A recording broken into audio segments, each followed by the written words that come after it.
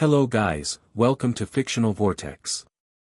So in this video, we will see what if Naruto was the spirit sage of Pandora, the living heart of Eywa Naruto x Neytiri x Tsireya, Avatar. If you enjoy these kinds of stories, don't forget to show us some love by hitting the like button and subscribing to the channel. Your support means the world to us. Now, let's start the story. Chapter 1. The fox among trees. Naruto's eyes snapped open to an explosion of colors he'd never seen before. Bioluminescent plants pulsed around him, casting eerie blue-green light across unfamiliar terrain. His head throbbed like he'd taken one of Sakura's punches. What the hell, he groaned, pushing himself up from the soft, mossy ground.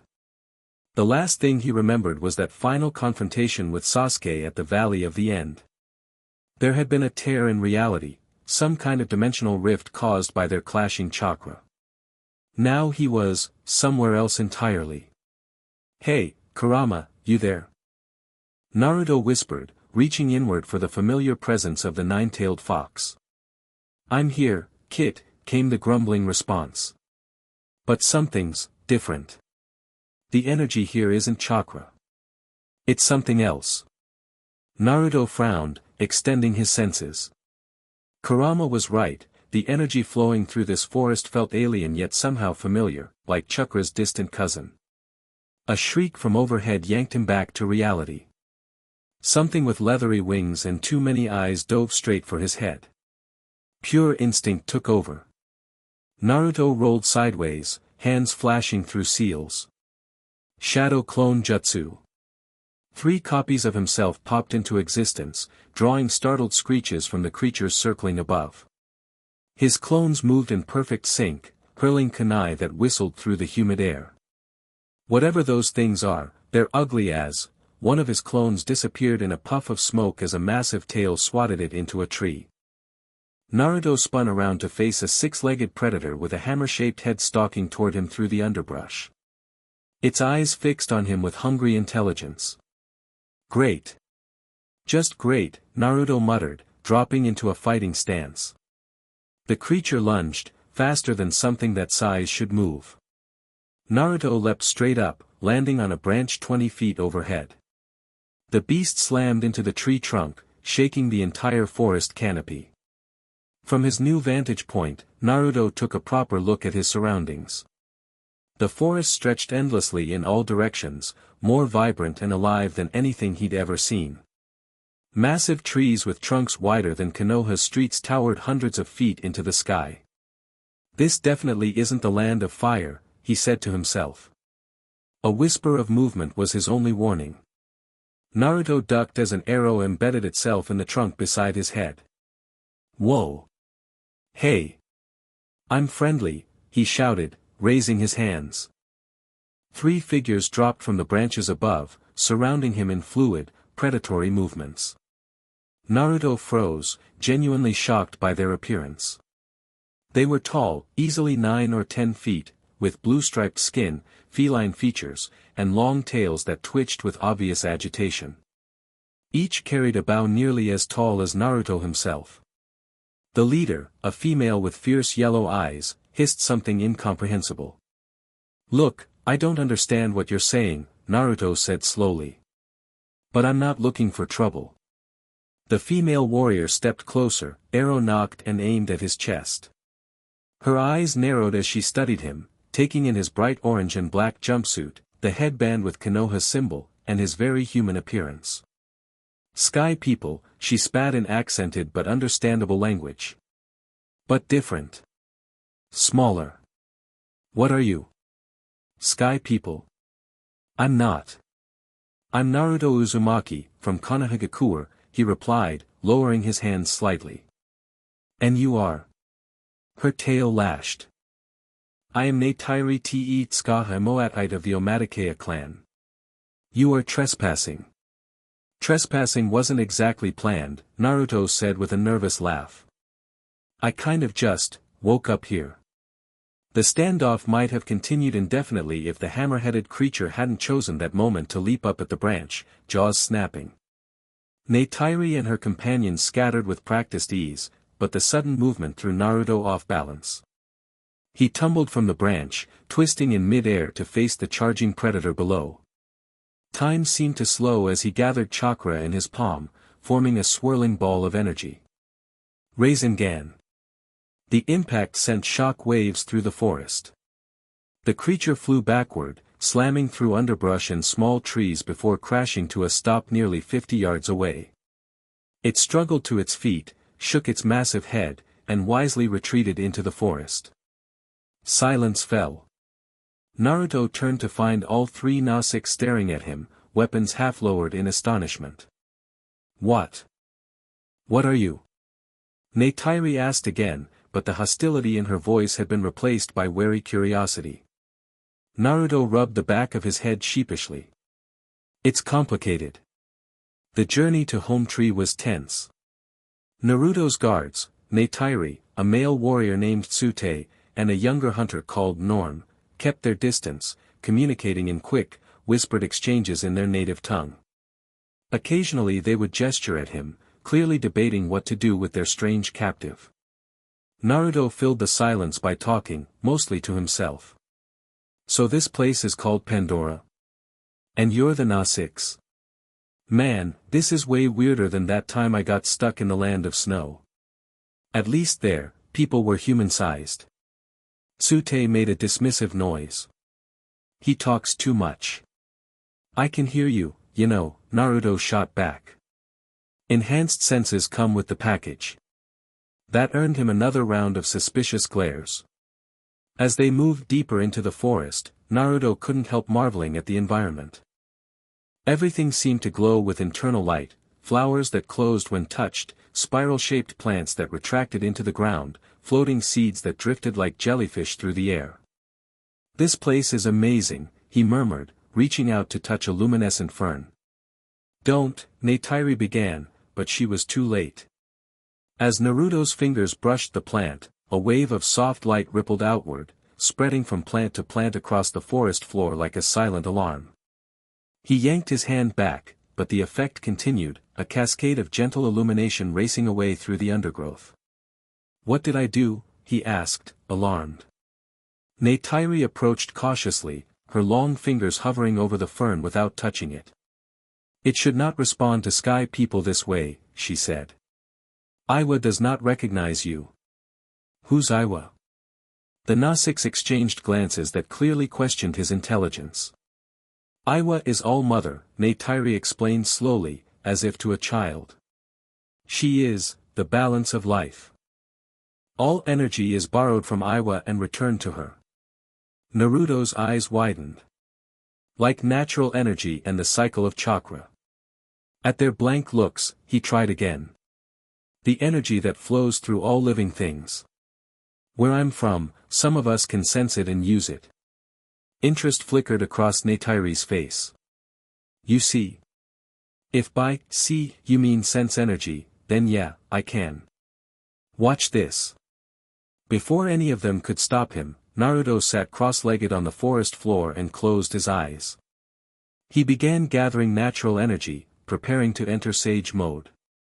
Almost immediately, he knew something was wrong. The energy here was different, more vibrant, more connected, almost sentient in how it responded to his pull.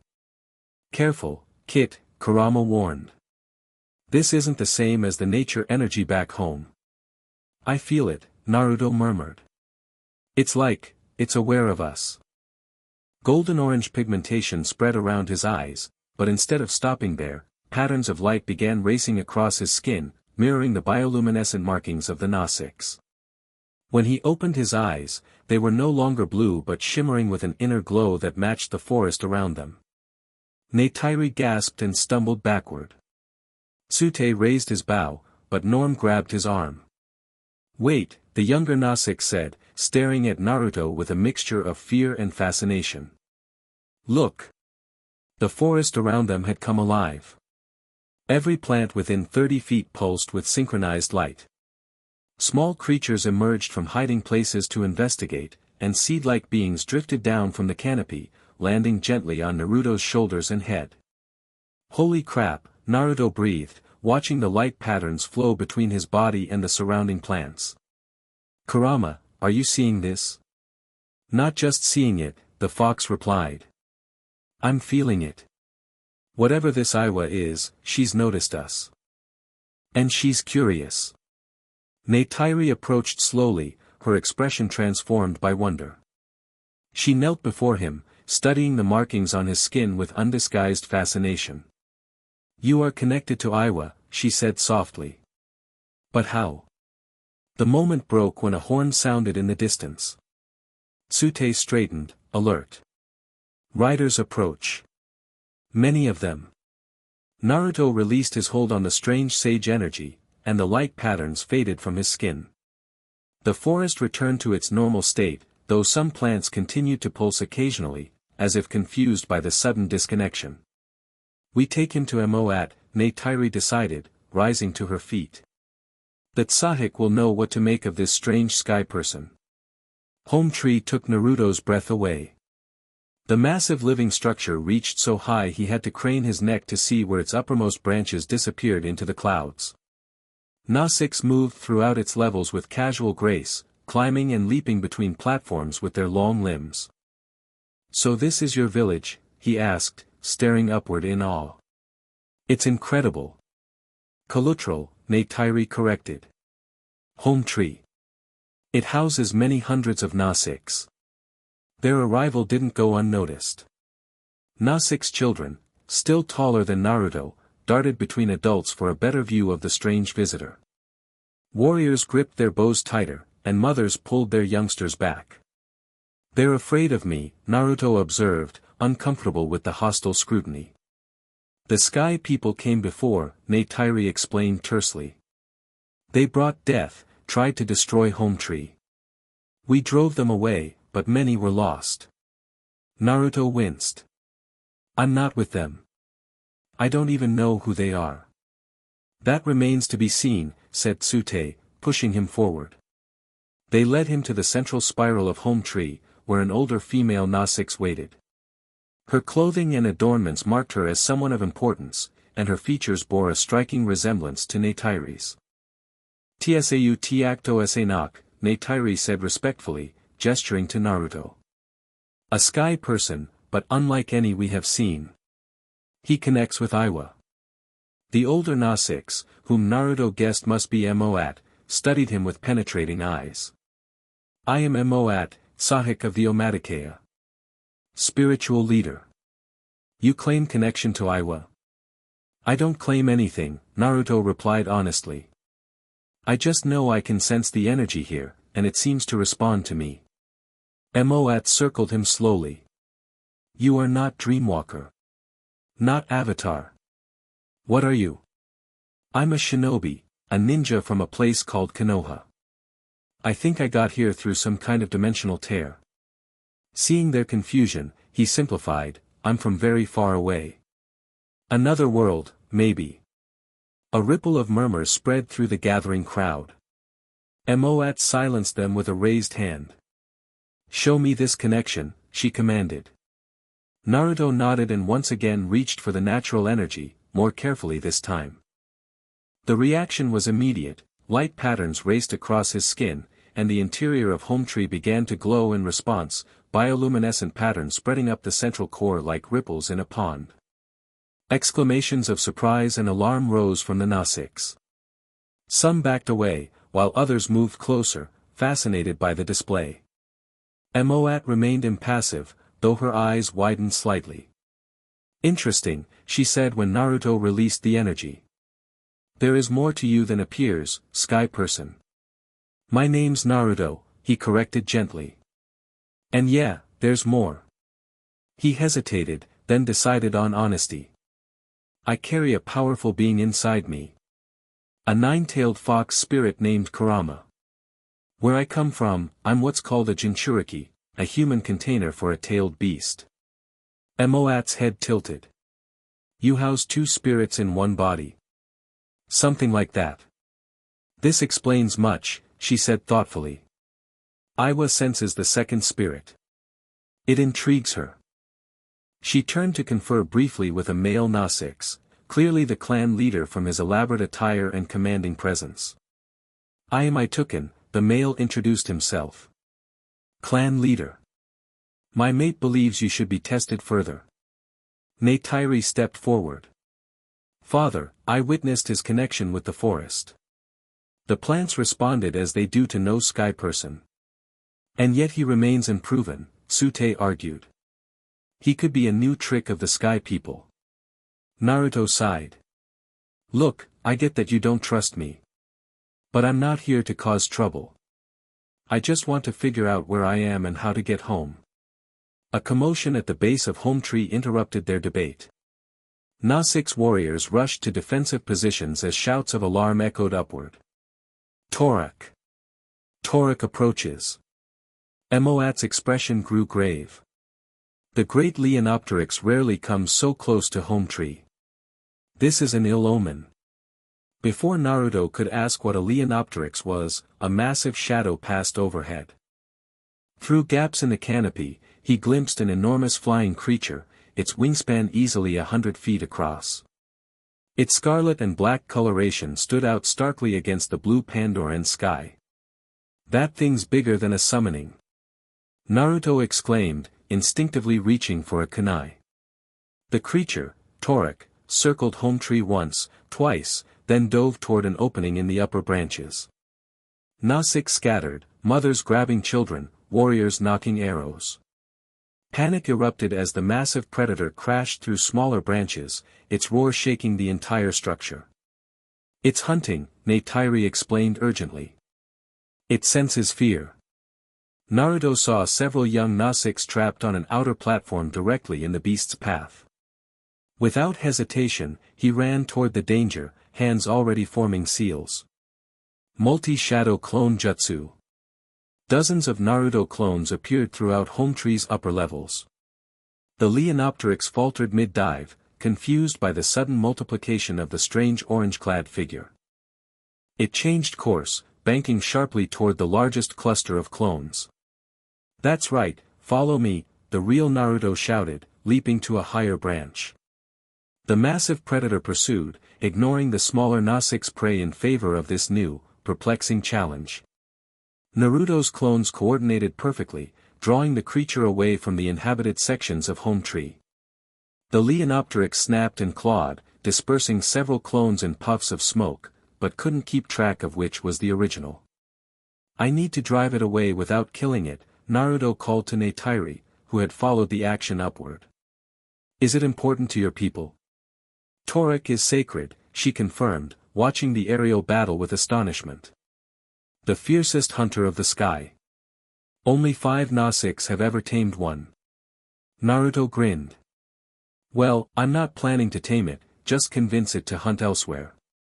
He leapt to the highest branches, where the forest canopy opened to clear sky. The Leonopteryx followed, powerful wings creating gusts that nearly blew Naruto from his perch. His remaining clones positioned themselves strategically around the enormous beast. Now! Naruto commanded. Each clone formed a Rasengan, the swirling balls of chakra glowing brilliantly in the Pandoran sunlight. The Leonopteryx hesitated, its 6 eyes fixed on the strange energy manifestations. Naruto took advantage of the moment to create something new, combining his wind nature with the unfamiliar energy of Pandora. The result was a Rasengan that glowed with bioluminescent patterns similar to those on the Na6 skin. Check this out, he muttered, and hurled the modified jutsu directly above the creature's head. The spinning ball exploded in a shower of light and harmless wind pressure. The Leonopteryx recoiled, wings flaring as the energy washed over it. For a moment, it hovered, studying Naruto with what almost seemed like respect. Then, with a final ear-splitting shriek, it wheeled away, soaring over the forest canopy until it disappeared from sight. Naruto's clones dispersed in synchronized pops as he dropped back down to where the Na6 had gathered. Landing lightly before Emoat and Ituken, he couldn't help a small, satisfied smile. Torak problem solved, he announced. The silence that followed was profound. Every Na6 stared at him, their expressions ranging from awe to disbelief to lingering suspicion. Finally, Emoat spoke. In all our history, no one has driven away Torak without bloodshed, she said carefully.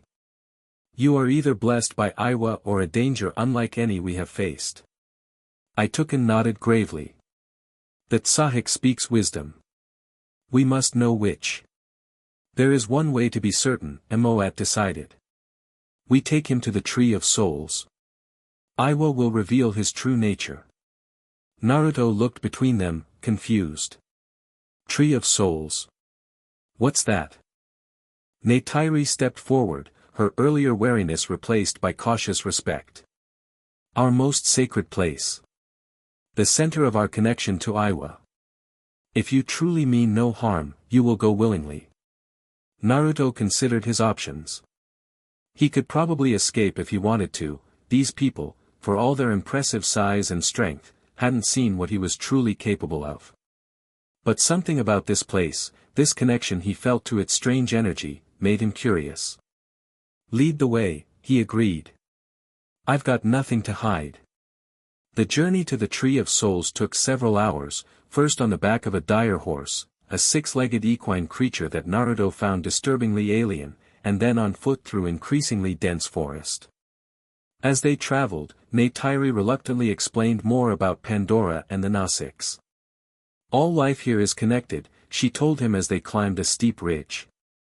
What your people would call energy flows through everything. Nausicaa can connect directly to this network. Through those. Naruto gestured to the neural queue that hung from the back of her head like a long, braided ponytail. Twin. Neural queue. Yes. We bond with animals, plants, even the ancestors through Eywa. Where I'm from, we have chakra, life energy that flows through all things. Some of us can manipulate it. He demonstrated by walking straight up the vertical face of a rock formation, earning a surprised hiss from Neytiri. Your power is different, she acknowledged. But perhaps not so different as I first thought. As they crested the final ridge, Naruto stopped short. Below them stretched a massive basin filled with bioluminescent plant life surrounding an enormous willow-like tree. Its tendrils hung down like thousands of glowing vines, swaying gently though there was no wind. Whoa, he breathed. I can feel it from here. The energy emanating from the Tree of Souls was unlike anything he'd experienced, richer, deeper, more connected than even the natural energy he drew upon for Sage Mode. It called to him, a gentle but insistent tug that both Naruto and Kurama could sense. This place is special, Kurama rumbled inside him. Be careful, Kit. Whatever this Eywa is, it's powerful. They descended into the basin as darkness fell, joined by other Nausicaa who had traveled separately. The tree's glow intensified with nightfall, bathing everything in soft blue-white light. Nausicaa gathered in concentric circles around the base of the tree, their voices raised in a haunting chant. Moat waited at the center, adorned with ceremonial paint and ornaments. Come forward, Naruto of the Sky People. He approached cautiously, aware of hundreds of Nausicaa eyes tracking his every move. The ground beneath his feet seemed to pulse with energy. Kneel, Moat instructed. Naruto complied, his knees sinking into the soft earth. The sensation of energy grew stronger, flowing up through his body like water soaking into a sponge. Eywa evaluates all who come before her, Moat explained, lifting several glowing tendrils from the tree. She will see you, Naruto. All of you, including the spirit you carry. This should be interesting, Kurama commented dryly. Moat brought the tendrils toward Naruto's head. Be still. Open your mind. The moment the glowing filaments touched him, Naruto gasped. It was like being plunged into an ocean of consciousness, vast, ancient, and overwhelmingly aware. He felt Kurama stir within him, equally affected by the contact.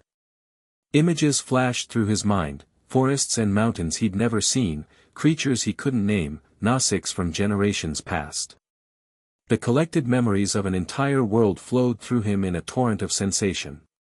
It's trying to read us, Kurama growled, his massive form materializing in Naruto's mindscape. The fox's 9 tails lashed defensively. It's everywhere at once. In their shared mental space, a new presence formed, not a single entity but a network, a web of light that surrounded them both. It seemed curious, probing at Kurama's chakra and Naruto's memories with gentle but insistent pressure. Naruto made a decision. Instead of resisting, he opened himself completely, sharing his memories freely, his childhood as the village pariah, his struggles to be recognized, his bonds with friends, his battles and triumphs, and most importantly, his journey with Kurama from bitter enemies to partners. "What are you doing?" Kurama demanded. "Showing her who we really are," Naruto replied. "All of it, the good and the bad." In the physical world, the Na-6 watched in astonishment as Naruto began to glow. Orange-gold chakra leaked from his body, forming the distinct shape of a fox around him. At the same time, the entire tree of souls pulsed with intensifying light, its tendrils swaying wildly though there was no wind. Neytiri grabbed her mother's arm. "What's happening?" Emoat's expression was one of wonder. Eywa and the spirit within him, they speak to one another. Inside the mindscape, Kurama had stopped resisting. The fox sat on his haunches, all 9 tails spread wide as the network of light swirled around them both. "This Eywa is not so different from the Sage of 6 Paths," he rumbled thoughtfully. "A consciousness that spans an entire world." "She's beautiful," Naruto whispered, feeling the benevolence and curiosity in the presence surrounding them. The exchange ended as suddenly as it had begun. Naruto collapsed forward, catching himself on his hands as the tendrils retreated back to the tree. The chakra manifestation of Kurama faded, leaving him glowing with just his normal energy. The Na-6 had fallen silent, staring at him with new eyes. Even Tsute seemed stunned by what they had witnessed. Emoat helped Naruto to his feet, her hands gentle on his shoulders. "Never in our history has Eywa responded so strongly to any being. The great spirit you carry within you, this Kurama, has intrigued her greatly." "What does it mean?" Naruto asked, still dazed from the experience. "It means," Emoat said solemnly, "that you are welcome among the people. Eywa has accepted you as her own." A murmur of astonishment spread through the gathered Na-6. I took and stepped forward to stand beside his mate. "If the Great Mother accepts you, then so must we," he declared. "From this night forward, you may dwell among the Omatikeya as a friend." Relief washed through Naruto. After so many years as an outcast in his own village, the immediate acceptance felt almost unreal. "Thank you," he said simply. Neytiri approached, her expression transformed by what she had witnessed. "You showed great courage in opening yourself to Eywa. Few would dare to be so vulnerable." Naruto shrugged. "I've got nothing to hide. Besides, I think she and Kurama got along pretty well." "She was tolerable," Kurama grumbled, though Naruto could sense the fox's genuine interest in this new entity. As the ceremonial gathering dispersed, Na-6 approached Naruto one by one, touching his shoulders or offering small tokens of acceptance. The earlier fear and hostility had been replaced by cautious curiosity and respect. Tsute was the last to approach. The proud warrior stood before Naruto, studying him with narrowed eyes. "You are not one of the people," he said bluntly. "But Eywa has spoken. I will teach you our ways, if you are willing to learn." Coming from Tsute, this was clearly a major concession. Naruto nodded seriously. "I'm always up for learning new things." 3 weeks later, Naruto sat cross-legged on a high branch of Hometree, watching the sunrise paint Pandora's sky in shades of purple and gold.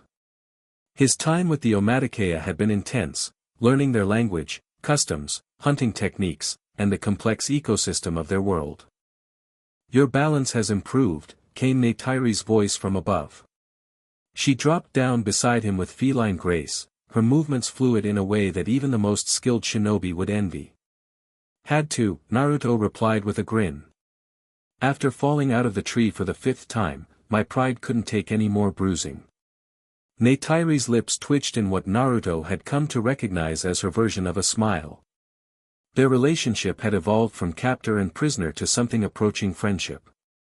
She remained his primary teacher, showing surprising patience with his many questions and occasional cultural blunders. "Tsute says you fight well," she commented, settling beside him. "Different from Nausica's ways, but effective. Ninja techniques aren't really designed for 10-foot-tall blue people," Naruto admitted. "But some of the basics translate pretty well." He had been training with the younger warriors, exchanging fighting styles. The Nausics were impressive, stronger, faster, and more agile than normal humans, but they lacked the chakra-enhanced abilities that gave ninja their edge. "You still cannot shoot straight," Neytiri observed with a hint of teasing. Naruto winced.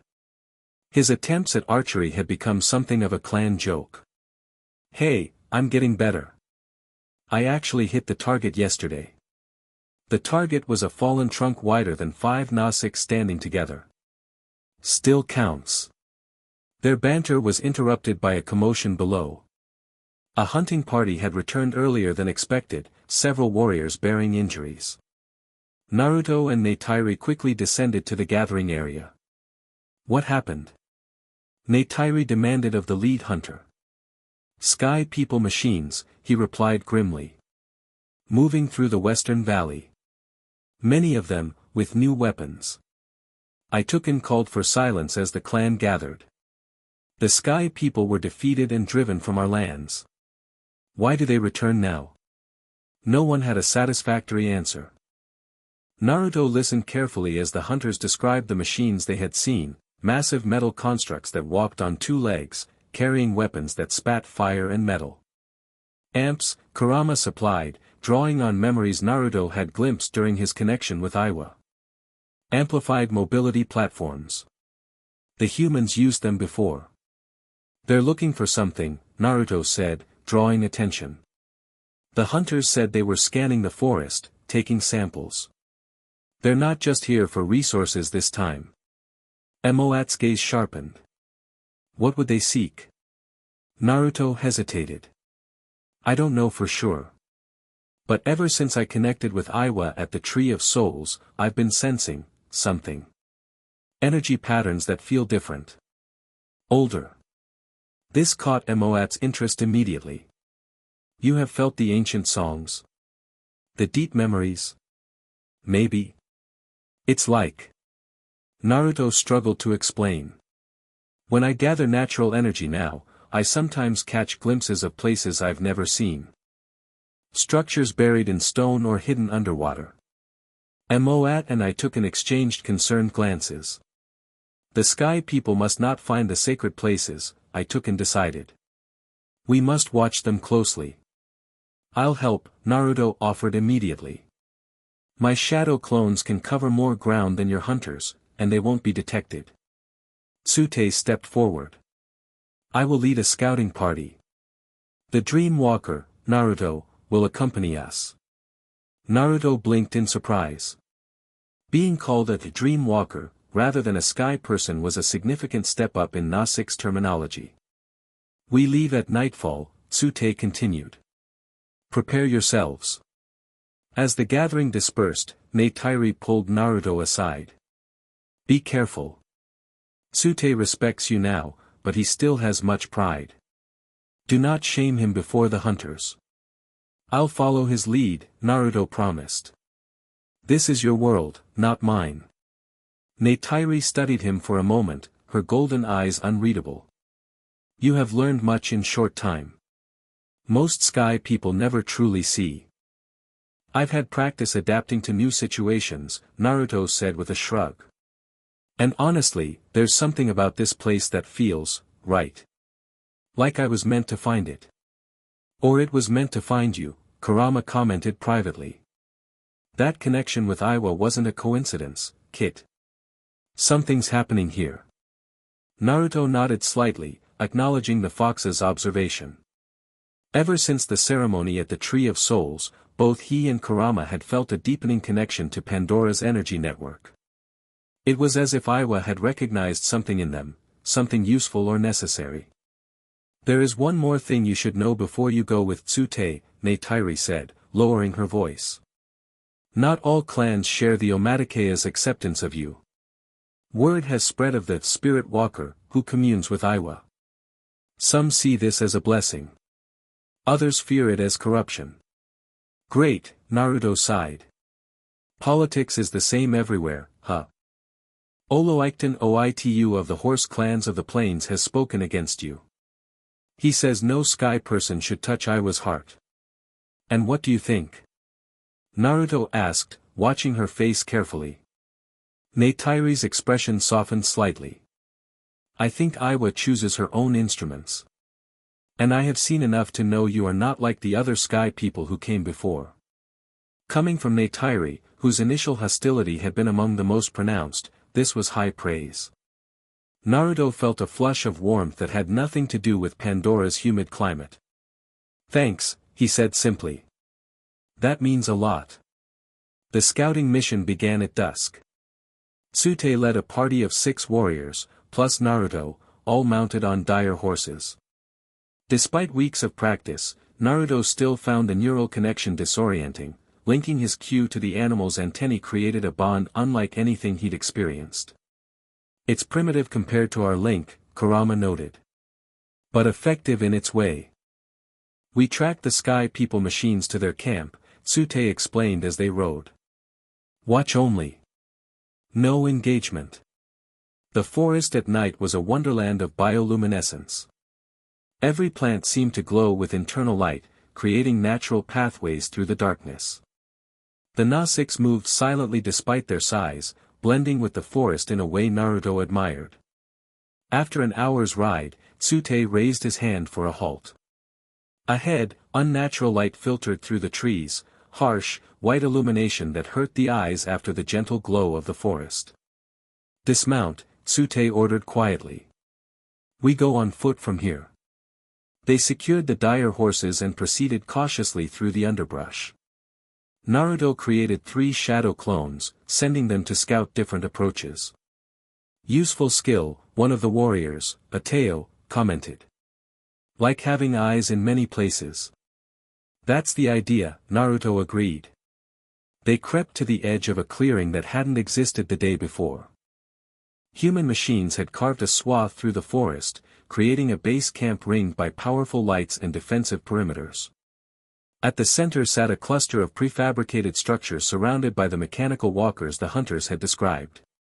More sky people than before, Tsute observed grimly. Better weapons. Naruto's clone memories filtered back to him as they dispersed, one by one. They've got the entire perimeter guarded, he reported. Motion sensors in the underbrush, automated turrets on the corners. What are they doing? Ateo asked. Naruto focused on the central structure, where humans in exopacks moved between equipment stations. They're analyzing samples. Plants, soil, water. And look there, he pointed to a massive scanner being assembled, that's ground-penetrating radar. They're looking for something underground. Tsute's eyes narrowed. The sacred places. Maybe. Or mineral deposits. Naruto created another shadow clone. Let me get closer. I can transform it to look human. Before Tsute could object, Naruto formed hand seals. Transform. His clone was enveloped in smoke, emerging as a nondescript human worker in RDA gear. The clone slipped away, moving toward the camp with confident strides that mimicked the other workers. A useful deception, Tsute acknowledged reluctantly. They watched as the disguised clone moved through the camp, occasionally stopping to examine equipment or exchange brief words with workers. None seemed to notice anything amiss. Your sky people are not very observant, one of the warriors remarked. Most humans don't expect infiltration, Naruto replied. They trust uniforms and familiar faces. The clone managed to access a computer terminal, quickly scanning displayed information before moving on. After 15 tense minutes, it made its way back toward the forest edge, ducking behind a supply crate when no one was looking and dispelling itself. Naruto gasped softly as the memories flooded back. They're definitely looking for something specific. The computer had maps of energy readings throughout the region. They've identified several hotspots they call anomalies, places where Pandora's magnetic field does something unusual. Where are these places? Tsute demanded. One is near the Tree of Souls, Naruto replied grimly. Another is under a lake to the north. The third. He hesitated. The third is directly beneath Hometree. A ripple of concern passed through the Nausicaa scouts.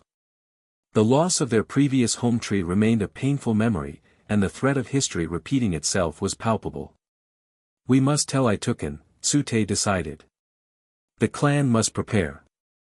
As they turned to leave, a high-pitched whine split the night air. Naruto's instincts screamed danger just before the forest erupted in explosions of light and sound. Sentry drones had detected their presence and were now converging on their position. Ambush! Tsute shouted. To the mounts. The Nausicaa scattered as bullets tore through foliage around them. Naruto created a dozen shadow clones to draw fire while the warriors retreated. This way, he called, directing them toward a dense thicket where the dire horses waited. A drone swooped low, targeting Ateo with its machine guns. Naruto leapt between them, kunai crackling with wind chakra as he sliced the machine in half. There are too many, another warrior shouted as more drones emerged from the camp perimeter. Tsute reached the dire horses first, quickly establishing the neural link and pulling his mount around. We must split up. Make them divide their forces. It was a sound strategy, but Naruto had a better idea. Get to Hometree, he told Tsute. I'll hold them here and catch up. You cannot fight so many alone, Tsute argued. Naruto grinned. Who said I'd be alone? He formed the familiar cross seal, channeling a massive amount of chakra. Multi-shadow clone jutsu. The forest filled with hundreds of Naruto clones, each one drawing kunai or forming Rasengan. The drones faltered, their targeting systems overwhelmed by the sudden multiplication of threats. Go! Naruto shouted to the stunned Nausicaa. I'll be right behind you. Tsute hesitated only a moment before nodding sharply. May Eywa's strength be with you, Dream Walker. He signaled to the others, and they rode swiftly into the forest darkness. As soon as the Nausicaa were clear, Naruto turned to face the approaching drones. Alright, Kurama. Let's show these machines what we can do. With pleasure, the fox rumbled, his chakra flooding Naruto's system. The drones never stood a chance. Between Kurama's chakra and the hundreds of shadow clones, Naruto demolished the entire security force within minutes. Explosions lit the night sky as drones crashed to the forest floor in burning heaps of metal. Alarms blared throughout the human camp. AMP suits began to mobilize, but Naruto had no intention of engaging them directly. His goal had been to buy time for the Nausicaa scouts to escape, not to start a war. Creating one final shadow clone to monitor the humans' response, Naruto melted into the forest, moving with the silent speed that had earned ninja their fearsome reputation. Behind him, confusion reigned as humans tried to make sense of the unprecedented attack. They'll be coming in force now, Naruto muttered as he ran. We need to warn everyone. Dawn was breaking over Hometree when Naruto finally returned. The Nausicaa scouts had arrived hours earlier, and the clan was already preparing for potential conflict. Warriors painted their bodies with war patterns, while others secured food supplies and prepared evacuation routes for the young and elderly. Neytiri found him as he entered the central gathering area. You are unharmed, she observed, relief evident in her voice. It takes more than a few drones to hurt me, Naruto assured her. But the humans know we were watching them now. They'll accelerate whatever they're planning. Itukin and Imoat waited on the central platform, surrounded by clan elders. Tsute stood at Itukin's right hand, his posture tense but proud. The Dream Walker returns, Itukin announced as Naruto approached. Tsute speaks of your bravery in battle. Naruto bowed slightly, adopting the Nausicaa's gesture of respect. I only did what was necessary to protect the scouting party. Perhaps, Imoat acknowledged. But such actions forge bonds stronger than words. You have earned the warrior's respect. It was high praise, but Naruto knew they had more pressing concerns. The humans are searching for something beneath Hometree. Something connected to Eywa, I think. The energy patterns I've been sensing. Moat nodded gravely. There are places where Eywa's presence is stronger, nexus points in the Great Network. The Tree of Souls is the strongest, but others exist throughout our world. And one is under Hometree. So we have long believed, Moat confirmed. The roots of Kalutral reach deep, touching ancient memories. Naruto considered this. If I could connect more deeply with Eywa, maybe I could understand what the humans are looking for. It might give us an advantage. The suggestion caused murmurs among the gathered Nausicaa. While they had accepted Naruto's presence, his growing connection to their deity remained a sensitive topic. Eywa speaks to those who listen, Moat said carefully. But rarely does she reveal her deepest secrets, even to the Tsahik. It's worth trying, Naruto insisted. If there's something under Hometree that the humans want badly enough to risk another conflict, we need to know what it is. I took and exchanged glances with Moat before nodding. The Dream Walker speaks wisdom. Take him to the roots, Tsahik. Let him listen for Eywa's voice. Neytiri stepped forward. I will accompany them. No one objected to her self-appointed role as Naruto's guardian. She had become his constant companion during his time with the clan, a relationship that had evolved from reluctant guide to something neither of them had quite defined. Moat led them down through the levels of Hometree, past the living quarters and communal spaces to the lowest accessible chamber. Here, massive roots twisted through soil and stone, creating natural archways and chambers. Bioluminescent fungi grew in patches, casting soft blue light across the earthen floor. This place is usually reserved for the most sacred ceremonies, Moat explained as they descended. The coming of age, the choosing of a new Tsahik, the final passage of an Oloikton. I can feel why, Naruto murmured. The energy here was palpable, a thrumming, living presence that made his skin tingle. The network is stronger. The roots reach the deepest, Neytiri explained. They touch the oldest memories of Eywa. Moat gestured to a central area where several thick roots converged to form a natural dais. Sit there. Open yourself as you did at the Tree of Souls, but go deeper. Follow the roots to their source. Naruto settled cross-legged on the dais, feeling the energy pulse beneath him. What exactly am I looking for? You will know when you find it, Moat said cryptically. The ancient song changes near the sacred places. With that limited guidance, Naruto closed his eyes and began gathering natural energy. The process had become easier during his time on Pandora, his body adapting to the unique qualities of this world's power. Within moments, the familiar patterns of light spread across his skin, mirroring the Nausica's bioluminescent markings. Careful, Kurama cautioned. There's something different about the energy here. More, concentrated. Naruto nodded mentally and pushed deeper, extending his senses into the root network beneath him. It was like diving into an ocean of consciousness, vast, interconnected strands of awareness that stretched beyond his comprehension.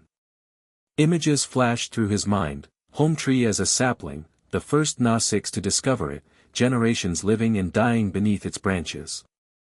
But these were just surface memories, echoes in the shallows. Naruto pressed deeper, following the thickest root downward through soil and stone. The sensation changed. The memories became older, stranger, creatures unlike any he had seen, landscapes transformed by time. And beneath it all, a rhythm, a pulse that wasn't quite sound and wasn't quite light, but something in between. That's it, Naruto realized. The ancient song Moat mentioned. He focused on the pulsing rhythm, letting it guide him deeper still. The route he followed mentally plunged through a cavern wall, and suddenly, Naruto gasped, his eyes flying open though he remained in deep meditation. Before him stretched a massive underground chamber, visible only in his mind's eye. At its center stood a structure unlike anything on Pandora's surface, a towering spire of material that resembled neither stone nor wood but something in between. It pulsed with internal light that matched the rhythm he had been following. "I see it," he whispered, knowing Eywa and Neytiri were listening. "There's a chamber beneath us, maybe half a mile down. And inside it. What do you see?" Eywa asked urgently. "A structure. A spire or pillar. It's alive, I think, but not like the plants on the surface. Older. Much older." Naruto frowned in concentration. "It's connected to the network, but, it's like a heart or a brain. A central node." Neytiri's breath caught. "The heart of Eywa," she whispered. "It is said to exist, but no Na-6 has ever seen it." "That's what the humans are looking for," Naruto realized. "They've detected its energy signature." If they reached it, he broke off, overwhelmed by the implications. If they damaged or controlled this node, they could affect the entire network.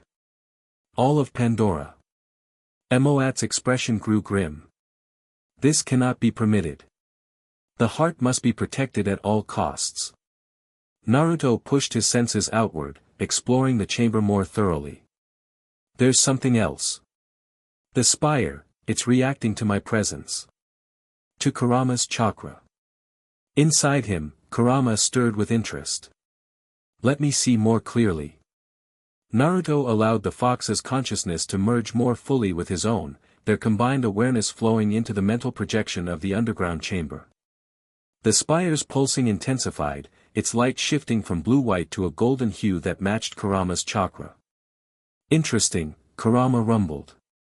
"It recognizes me, or rather, it recognizes what I am. A concentration of specific energy, like itself." "The heart recognizes the great spirit within you," Eywa interpreted, watching the subtle changes in Naruto's chakra manifestation. "This is unprecedented." A tremor ran through the root chamber, dislodging dust from the ceiling. Naruto's concentration broke, the vision of the underground spire fading from his mind. "What was that?" Neytiri asked, looking upward. Another tremor, stronger this time, answered her question. Shouts of alarm echoed down from the upper levels of Hometree. "The humans," Naruto said grimly, rising to his feet. "They're here." They raced upward through Hometree's levels, emerging onto a platform that offered a view of the surrounding forest. In the distance, a column of smoke rose from the trees, exactly the direction of the human camp they had observed the previous night. Warriors gathered around Ituken, who stood tall with his bow in hand. Sky People machines approach from the east, he announced as Naruto, Neytiri, and Eywa joined them. "Many of them. Not just machines," Tsute added. "Flying creatures too." Naruto scanned the horizon, his enhanced senses picking out details the Na-6 couldn't yet see. Gunships. Heavy assault types. And they're carrying something underneath, drilling equipment, I think. "They mean to reach the heart," Eywa said, her voice tight with concern. "If they drill through from above, they'll destroy Hometree in the process," Naruto realized. Just like before. The memory of the previous Hometree's destruction hung heavy in the air, a collective trauma that had shaped this generation of Metkayina. "We will not allow this to happen again," Ituken declared firmly. Warriors prepare for battle. The young and elders retreat to the sacred caves. As the clan mobilized, Naruto pulled Neytiri aside. "Fighting them head-on is suicide. They have too many weapons, too much firepower. We cannot abandon Hometree," she insisted, her eyes flashing. "Not again." "I'm not suggesting we run," Naruto assured her. "But we need a strategy that doesn't involve Na-6 arrows against machine guns." Neytiri studied him for a moment, then nodded sharply. "What do you propose, Spirit Walker?" The title caught him by surprise, it was the first time she had used it directly. It carried weight, acknowledgement of his connection to Eywa. "I think it's time to show the humans exactly what they're dealing with," Naruto said, a plan forming in his mind. And I'll need your help to do it. The human convoy approached Hometree with military precision. Amp suits formed the vanguard, their massive metal frames crushing vegetation underfoot. Behind them came armored personnel carriers and specialized drilling equipment.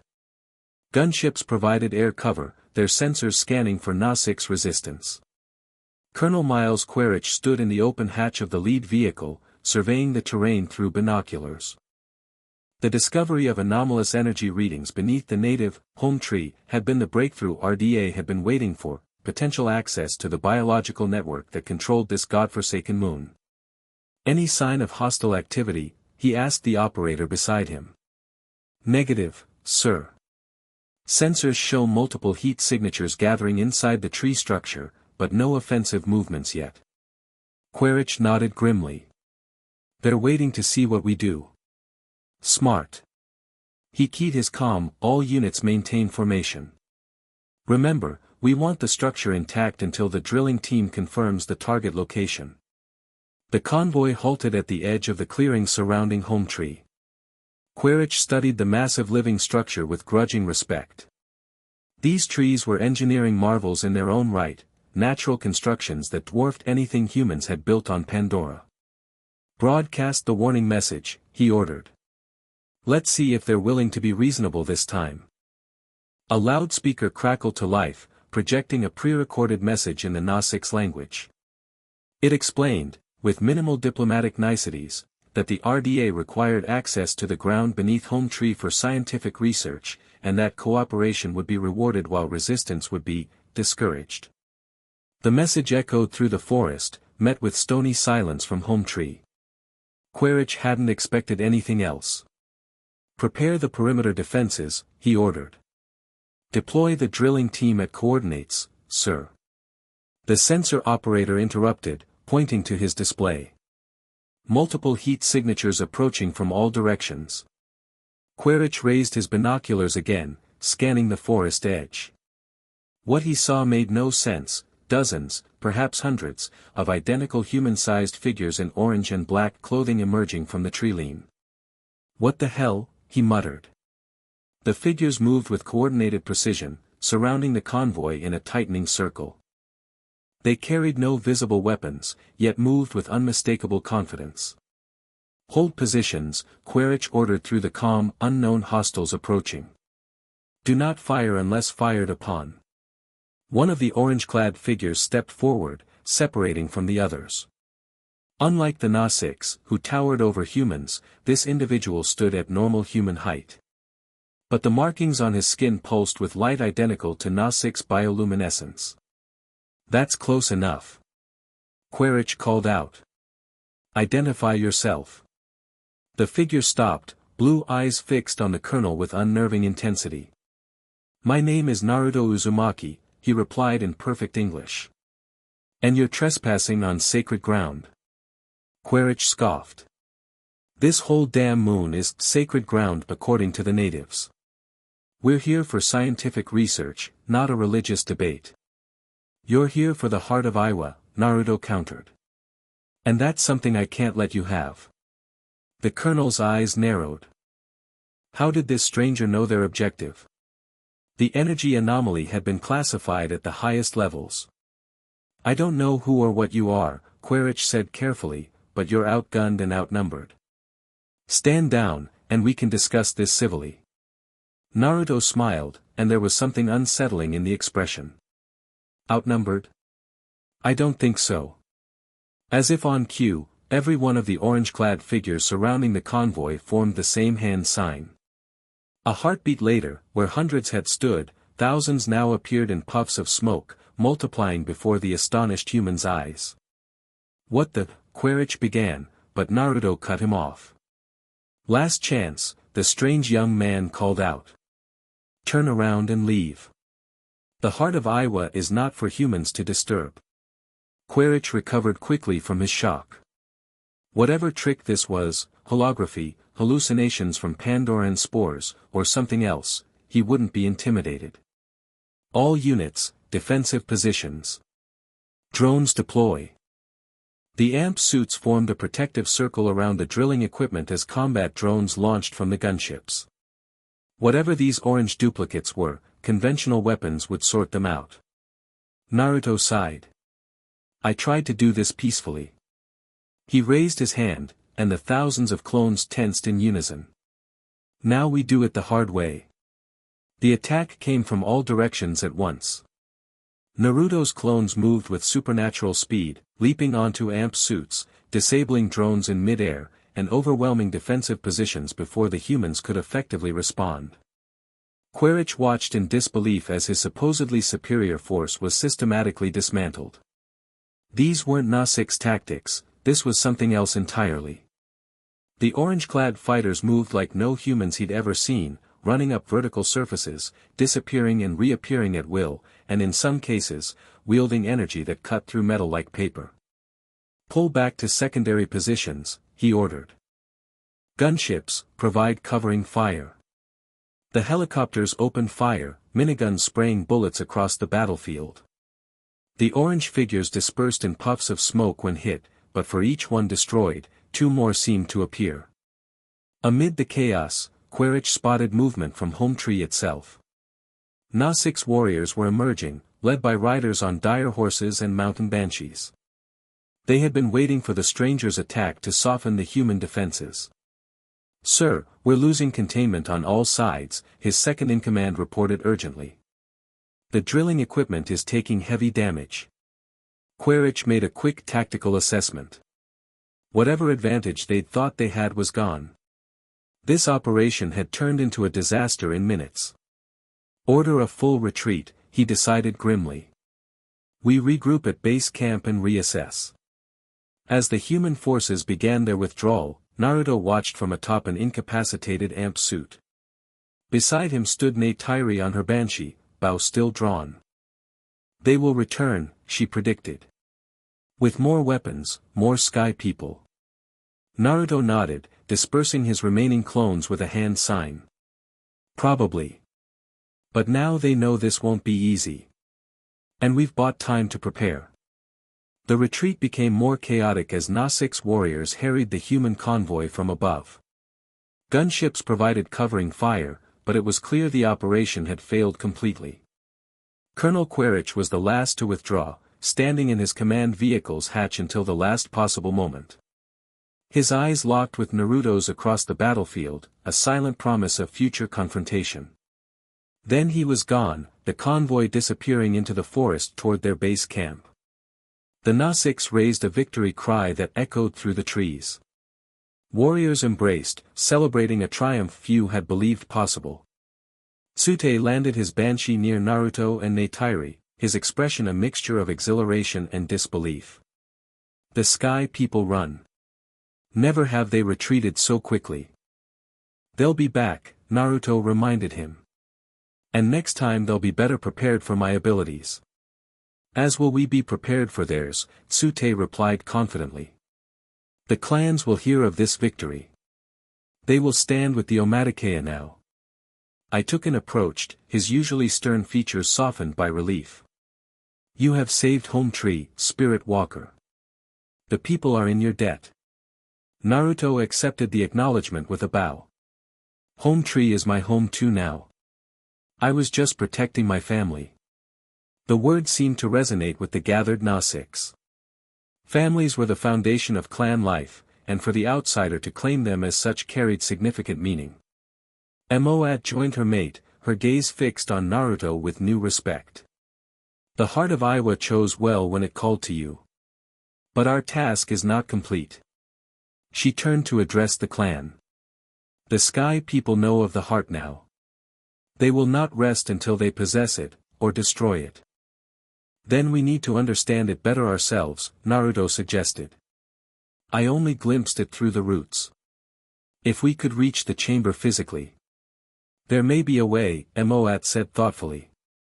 The ancient songs speak of tunnels beneath the world, pathways that connect the sacred places. The network is like a living thing, Naruto agreed, thinking of his brief vision. It makes sense that there would be physical connections between its nodes. Neytiri touched his shoulder, drawing his attention. You risked much today. The Sky People will hunt you now, as they hunt the Nausicaa. Naruto shrugged, his smile returning. Wouldn't be the first time I've been hunted. Besides, he glanced up at Hometree, standing tall and unharmed against the afternoon sky. Some things are worth the risk. As the Nausicaa dispersed to tend wounds and strengthen defenses, Naruto remained beside Neytiri, watching the forest where the human forces had disappeared. The battle had been won, but the war was just beginning. The heart of Eywa had responded to him for a reason, and whatever that reason was, Naruto knew his path forward lay in understanding the ancient consciousness that had drawn him to this world. We've faced worse odds, Kurama reminded him. And at least this time, we're not fighting alone. Naruto nodded, feeling the fox's power mixing with the strange energy of Pandora. Whatever came next, they would face it together, the Jinchuriki, the fox, and the living heart of a world unlike any other. Chapter 2, Currents of Change. 6 months passed in a blur of training, hunting, and learning the ways of the Nausicaa. Naruto sat cross-legged at the edge of a high branch on Hometree, eyes closed in meditation as dawn painted Pandora's sky in brilliant streaks of purple and gold. The soft morning air carried the calls of distant creatures and the rustling of leaves as the forest awakened. Behind his closed eyelids, Naruto traced the glowing web of Eywa's neural network. What had once been fleeting glimpses had become clear pathways of light, rivers of energy flowing across Pandora's surface and deep beneath. His connection to this world had grown stronger with each passing day, guided by Moat's teachings and his own experiments combining chakra with Pandora's unique energy. You're getting better at this, Kurama observed. The pathways are clearer today. I can feel the connections extending farther than before, Naruto replied mentally. There's something. Wait, what's that? A disturbance rippled through the network, like a dissonant note in an otherwise harmonious song.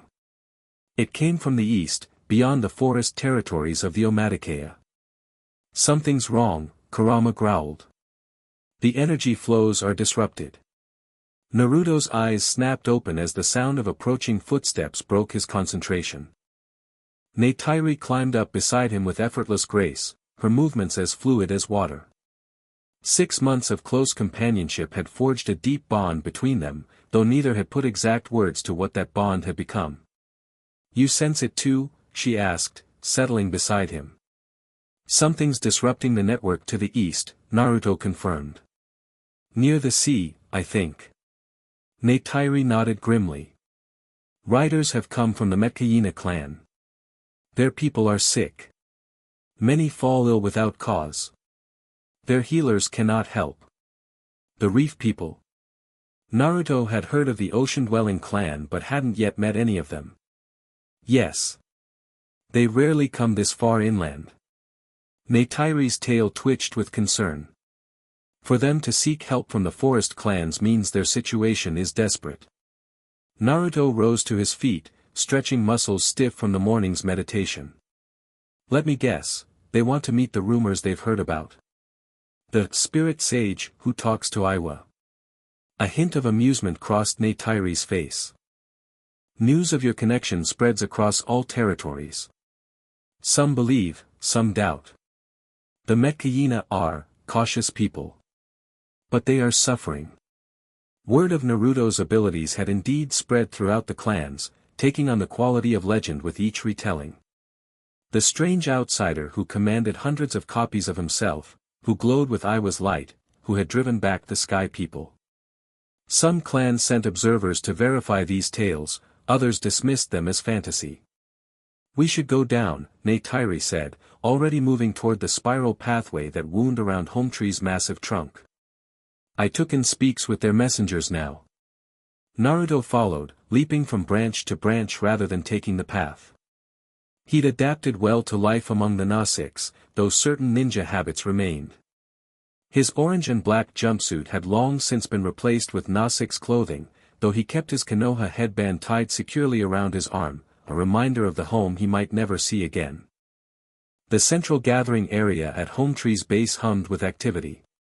Nausicaa warriors and hunters clustered around 3 blue-skinned visitors whose subtle differences marked them as not from the forest clan. The Metkayina's skin bore slightly different patterns, their builds more adapted to swimming than climbing, with wider chests and stronger legs. I took and stood with Eywa before the visitors, his expression grave as he listened to their account. Tsute noticed Naruto's arrival first, gesturing for him to approach. The Ocean Clan speaks of sickness, Tsute explained quietly. Their young ones first, then hunters. Many cannot rise from their sleeping mats. The lead Metkayina messenger, a powerfully built male with elaborate shell decorations, turned as Naruto approached. His eyes widened slightly, taking in Naruto's smaller stature and obvious differences from both humans and Nausicaa. So it is true, he said in accented Nausicaa. The sky person who is not a sky person. The one who sees Eywa's paths. My name is Naruto, he replied simply. And I'm happy to help if I can. The messenger studied him with undisguised skepticism. I am Eywa, son of Tonawari, chief of Metkayina. Our people suffer. Our healers fail. The elders speak of poison in the water, but we find no source. When did it start? Naruto asked. 3 cycles of the moon ago. First the youngest children complained of pain in their bones. Then weakness. Then the hunters who swim the deepest waters began to fall. Eywa's voice tightened. My youngest sister cannot leave her sleeping mat now. Eywa stepped forward. Eywa's voice is hard to hear beneath the waves. Perhaps this is why your healers struggle. Perhaps, Eywa agreed reluctantly. Or perhaps the voice of Eywa simply speaks differently there. But we have tried all known remedies. Naruto exchanged glances with Neytiri. The disruption he'd sensed in the network aligned with the timing of the illness. That couldn't be coincidence. I think I should go with them, Naruto said to Eywa. If there's a disturbance in Eywa's network affecting their clan, I might be able to trace it. I took and nodded. Take warriors with you. If this sickness is the work of sky people, you may need strength of numbers. I will go, Neytiri volunteered immediately. And I, added Tsute. 3 others will come. We leave at midday. Eywa looked relieved, though his eyes still held doubt when they rested on Naruto. We thank the Omatikeya for their aid. The journey to our waters takes 3 days on Ikran. Mountain banshees may not welcome the sea air, Eywa cautioned.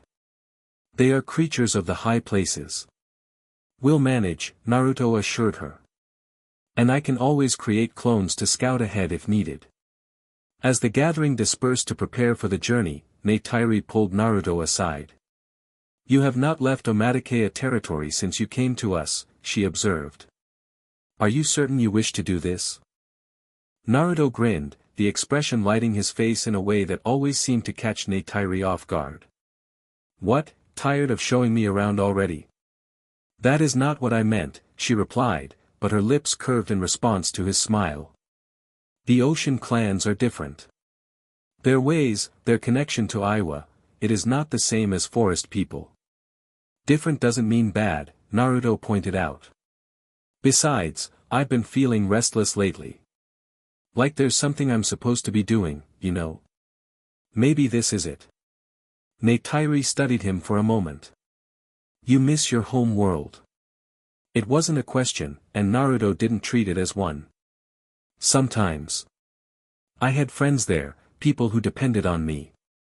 Responsibilities. He shrugged. But I'm here now, and there are people who need help here too. You have found a place among the people, Neytiri said softly. Many who once doubted now speak your name with respect. Including you? Naruto asked with a teasing smile. Neytiri's golden eyes narrowed playfully. I tolerate your presence. High praise from the mighty Neytiri, he laughed, dodging the light swat she aimed at him. Their easy banter had become familiar over the months, a comfortable rhythm they both enjoyed.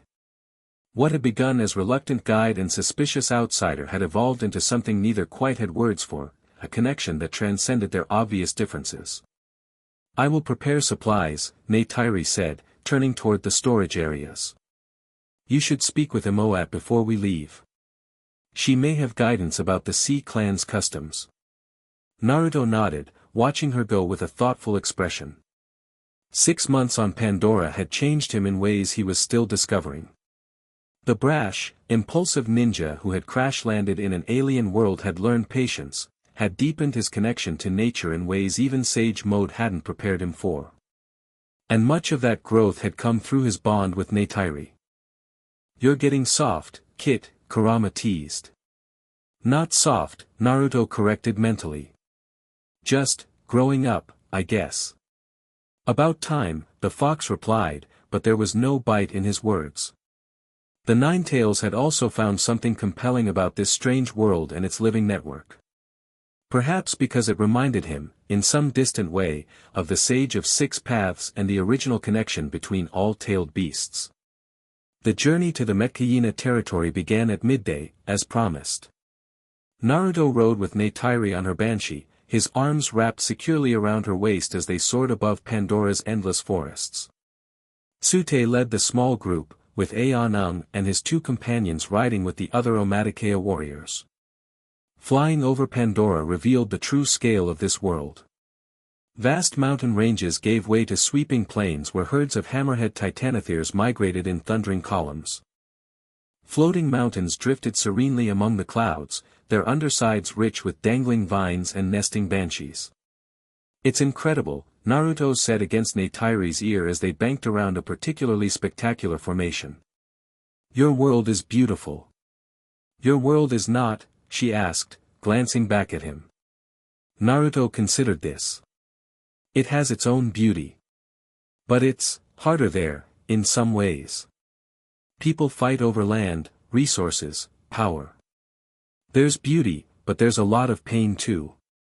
"There is pain here as well," Neytiri reminded him. "The Sky People brought much suffering to Pandora." "Yeah, but that's different. That's an outside threat.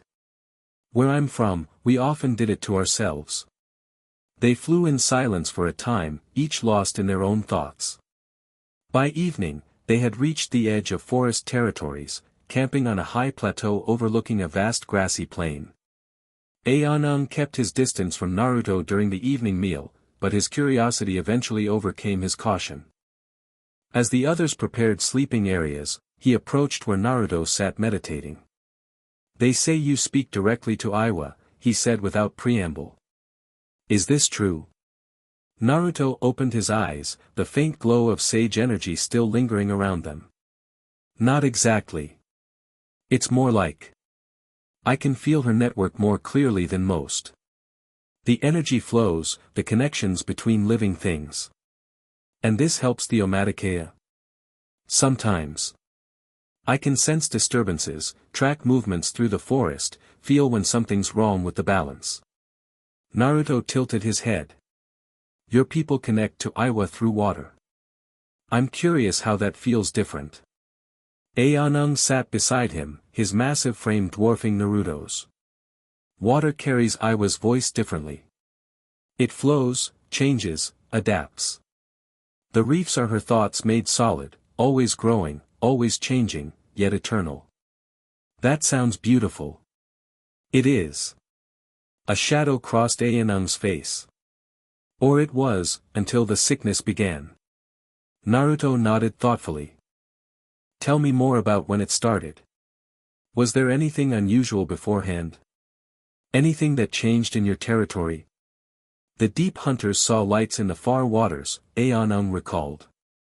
"Where the abyss begins, beyond the reef shelf. Lights that moved against the currents. Some thought they were new creatures. Others." He hesitated. "Others thought they might be Sky People," Naruto finished. Eywa nodded grimly. "The clan has had little contact with Sky People. Our waters protected us during the Great Conflict. But we heard they could move beneath the waves in metal shells." "Submarines," Naruto supplied, drawing on memories gleaned from his brief infiltration of the RDA camp months ago. "Underwater vessels, yeah. And the sickness started after these lights were seen." Within days, Eywa confirmed. First the children who swim in the shallow pools. Then hunters who went deeper. The pattern suggested contamination spreading outward from a source, exactly the kind of disruption Naruto had sensed in the network. We'll find out what's causing it, Naruto promised. And we'll fix it. Eywa studied him with newfound respect. Perhaps the stories are not mere wind talk after all, spirit sage. The journey continued at dawn, the terrain below them changing gradually from forests to grasslands to marshes as they approached the eastern sea. By midday of the third day, they caught their first glimpse of the vast ocean stretching to the horizon, its waters a brilliant turquoise near shore that deepened to cobalt blue beyond. There, Eywa called, pointing to a series of islands dotting the coastline. The floating reefs of the Metkayina. As they drew closer, Naruto could see that what had appeared to be islands were actually massive coral formations rising from the sea, their surfaces adapted by the Nausicaa into living structures. Dwellings nestled among coral branches, bridges of woven material spanned gaps between formations, and everywhere, Nausicaa moved with the same fluid grace they showed in the forest, but adapted to water rather than trees. They landed on a broad platform clearly designed for visiting Ikran, where a group of Metkayina waited to greet them. The sea clan's differences from the forest-dwelling Omatikeya were more apparent up close, slightly webbed hands and feet, wider chests, stronger limbs built for swimming. Their clothing was minimal, adorned with shells and pearls rather than feathers and leather. A powerfully built male stepped forward, his elaborate shell decorations and the deference shown by others marking him as the clan leader. Tonowari, chief of Metkayina, Eywa introduced with respect. My father and leader. Tonowari studied the visitors, his gaze lingering longest on Naruto. The Omatikeya come to aid us in our time of need. We are grateful. He turned to Naruto. And you bring the one called Spirit Sage. The stories travel far. Just Naruto is fine, he replied with a respectful nod. We came as soon as we heard about your people's illness. Tonowari's mate, Ronald, stepped forward. As the clan's Tsahik, spiritual leader, her expression was more skeptical than her husband's. Many words float on the wind, she said coolly. Tales of great power and communion with Eywa. Yet our healers commune with Eywa daily and find no answer to our suffering. I'm not here to challenge your healers, Naruto assured her. Just to help if I can. Tsute stepped forward, breaking the tension. The Omatikeya and Metkayina are sister clans. We bring strength in this time of need. Tonowari nodded appreciatively. You are welcome among us.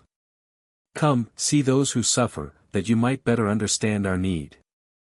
As they moved deeper into the reef settlement, Naruto noticed a young female Nausicaa watching them intently from a coral archway. Unlike the others, who wore expressions of wariness or curiosity, her face showed open fascination. When she saw Naruto notice her, she didn't look away but instead tilted her head in assessment. My daughter, Tsireya, Tonowari explained, following Naruto's gaze. She will show you our ways while you are here. She has a gift for teaching forest dwellers how to move in water. The young Nausicaa approached, moving with a dancer's grace. Her features held the same strength as her father's, but tempered with a curiosity that reminded Naruto of himself when younger. Sanu said you speak to Eywa differently than our healers, Tsireya said without preamble. That your spirit burns with fire rather than flows like water. My daughter speaks when she should listen, Ronald admonished, but without real heat. It's fine, Naruto assured them. And she's not wrong. My energy, we call it chakra, does work differently than what you're used to. But that might be exactly what we need to find what's affecting your people. Tsireya's eyes lit with interest. Then you will need to learn our waters as you learned the Omatikeya's forests. I can teach you. Neytiri, who had been quietly observing the exchange, stepped forward. Naruto adapts quickly. He will learn. Something passed between the two females, a subtle assessment that Naruto couldn't quite read. Tsireya inclined her head slightly to Neytiri, acknowledging her status, but her eyes held confidence rather than deference. "The sick are housed in the healing chambers," Tonowari said, guiding them forward. "You should see them before day's end." The healing chambers were nestled within a massive coral formation, its interior hollowed into interconnected spaces where dozens of Na-6 lay on woven mats. The air carried the scent of medicinal plants and salt water. Healers moved among the afflicted, applying poultices and singing soft prayers to Eywa. What struck Naruto immediately was the pattern of their illness. Each sick Na-6 displayed the same symptoms: a faint blue-green discoloration of the skin, muscle weakness, and in the most severe cases, difficulty breathing. "How many are affected?" he asked quietly. 58, Ronald answered. 17 children, the rest adults. Mostly those who swim in the deeper waters or tend the outer reefs. Naruto moved closer to one of the patients, a young hunter barely conscious on his mat. With the healer's permission, he placed a hand gently on the Na-6's shoulder and closed his eyes, extending his senses. The disruption in the energy network was immediately apparent, a dissonance in the natural flow, like a river diverted from its course. But there was something else too, something that didn't belong. A foreign element that Naruto's chakra-trained senses recognized instantly. "There's a contaminant in their system," he said, opening his eyes. "Something artificial. Not natural to Pandora." Ronald frowned. "We have tested the waters, the food. Our healers find nothing. It's subtle," Naruto explained. "And it's bonded somehow with Eywa's network, which is why it's so hard to detect. It's masking itself using the natural energy." Neytiri moved closer. "The Sky People? They're poison?" "I think so." Naruto stood, looking around the chamber at the suffering Na-6. "I need to trace it to its source. These people are the symptom, not the cause." Tsireya, who had been listening intently, stepped forward. The deep hunter spoke of lights in the abyss before the sickness came. "I know the waters they hunt. I can take you there." "Dangerous," her father objected. "If Sky People poison affects our strongest swimmers, you should not risk yourself." "I'll protect her," Naruto assured him. "And I need to see where this started. Tomorrow at first light, we'll go to these deep waters and find what's causing this." Tonowari exchanged glances with Ronald, a silent communication passing between them. Finally, he nodded. "My daughter knows these waters better than any young hunter. She will guide you. But Ayanung and 2 warriors will accompany you." "And I will go," Neytiri added, her tone brooking no argument. Tsireya looked at Neytiri with new interest. "You swim, forest sister." "Not as you do," Neytiri admitted. "But I learn quickly." A smile touched Tsireya's lips. "Then I shall teach you both. The water embraces those who understand its ways." That evening, as the Metkayina prepared a welcome feast for their guests, Naruto sat at the edge of one of the reef platforms, feet dangling above the gently lapping waves. The sunset painted Pandora's sky in impossible colors, reflecting off the vast ocean in shimmering patterns that reminded him of the energy network he'd learned to perceive. Neytiri found him there, settling beside him with the comfortable familiarity of months of companionship. "Your thoughts are far away," she observed. "Not that far," Naruto replied. "Just trying to make sense of what I felt in those sick Na-6. The contaminant is like nothing I've encountered on Pandora before. It's artificial, but it's somehow integrated with the natural network." "The Sky People have machines that can change living things," Neytiri said grimly. "They created the Dreamwalkers this way, mixing human and Na-6. This is different. More targeted." Naruto frowned, trying to articulate what his senses had detected. It's looking for something specific in the network. Testing responses, maybe. A weapon. Or a probe. Either way, we need to find the source." They sat in comfortable silence for a moment, watching the last light fade from the sky. The reef structures around them began to glow with bioluminescence as darkness fell, mirroring the patterns in the water below. The water clan is different from what I expected, Naruto finally said. Their connection to Eywa feels more fluid than the forest clans. Neytiri nodded. They follow currents rather than roots. Their path is always changing, yet always the same. Tanawari's daughter, Tsireya. She seems interesting. A subtle change came over Neytiri's posture, so slight Naruto almost missed it. She is the chief's daughter. She will one day lead her people, as I may lead mine. Naruto glanced at her, curious about the shift in her tone. She offered to teach me to swim their way. Said I'd need to understand the water to find what's affecting them. She is right, Neytiri acknowledged. The reef people move differently in water than forest people on land. Their connection to Eywa flows through water, not soil.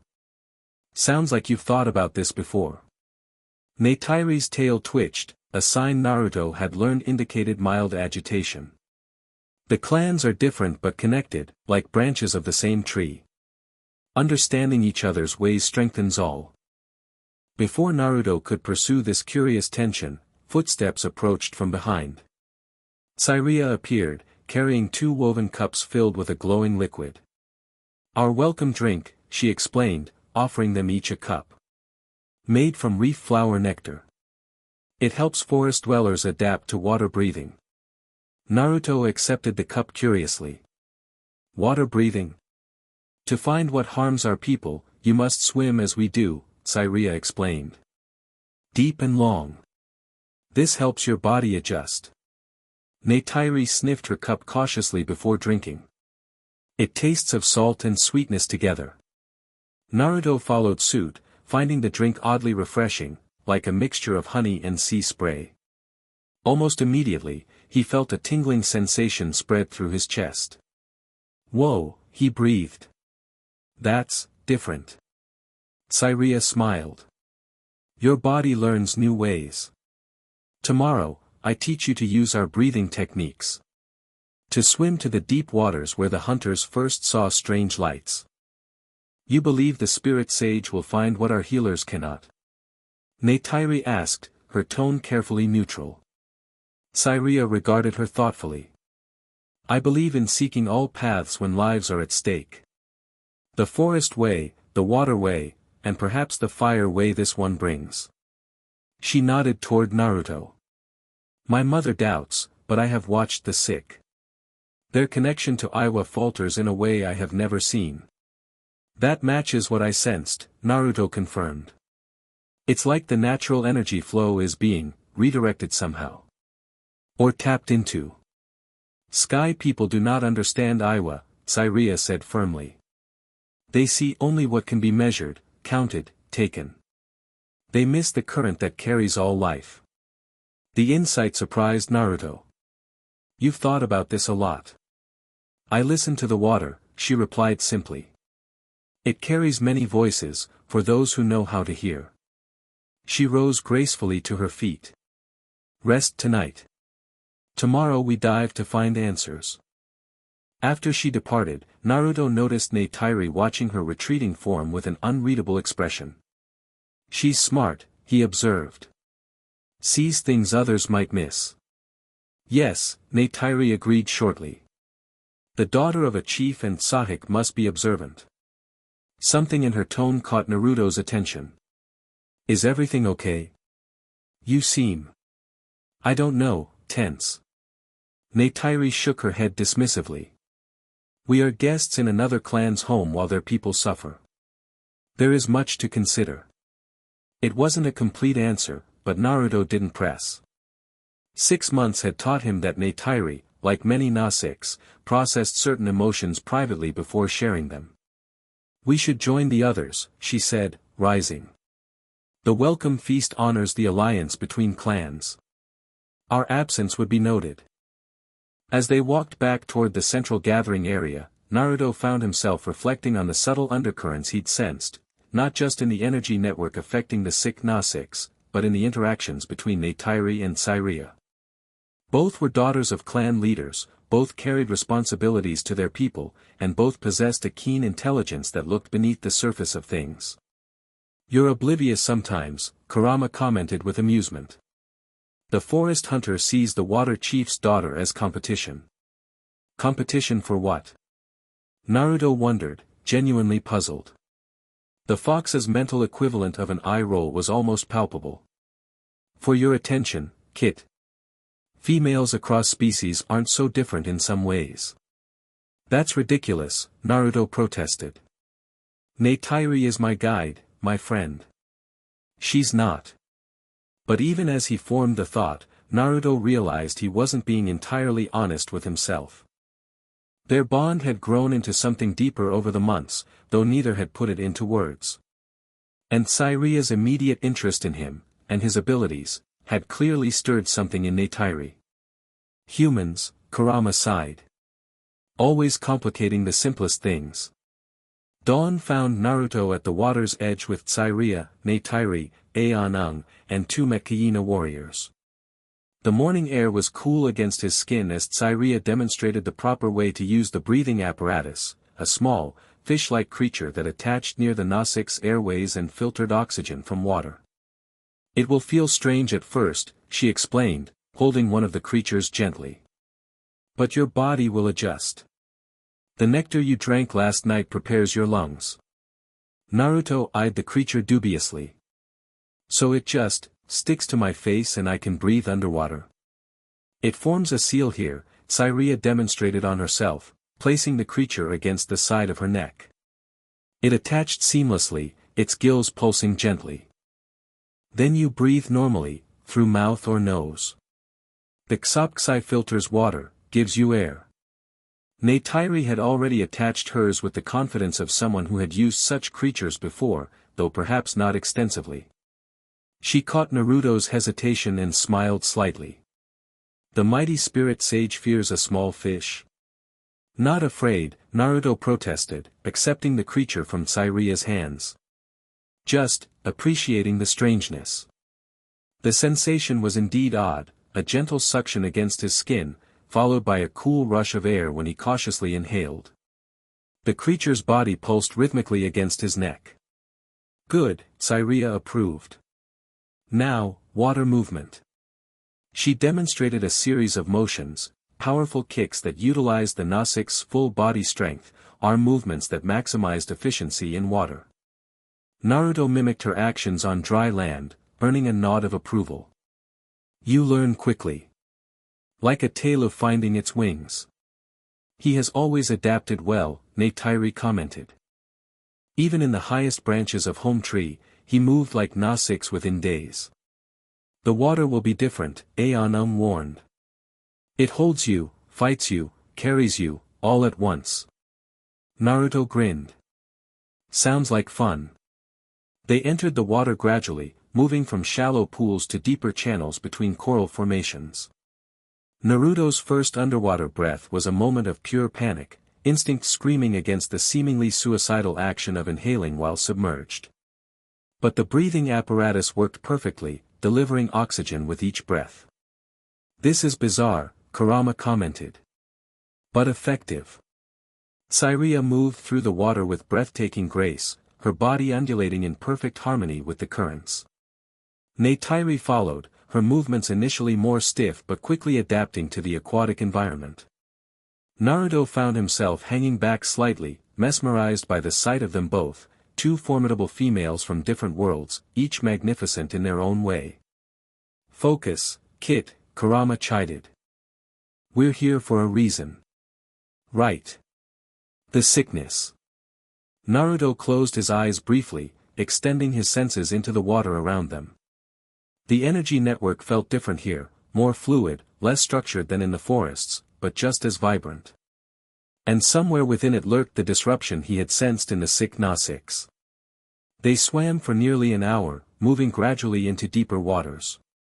The reefs below teemed with alien life, creatures that defied Earth categories, displaying Pandora's characteristic bioluminescence and bizarre adaptations. In any other circumstance, Naruto would have been captivated by the underwater wonderland.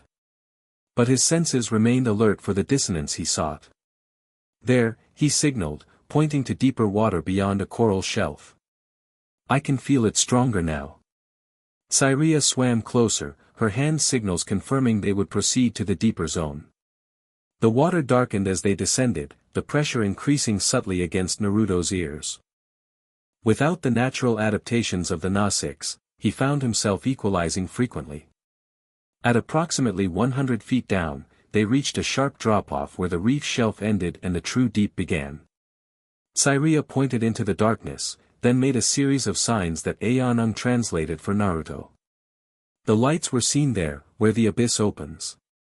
Hunters do not go deeper without special preparation. Naruto nodded his understanding, then closed his eyes to concentrate.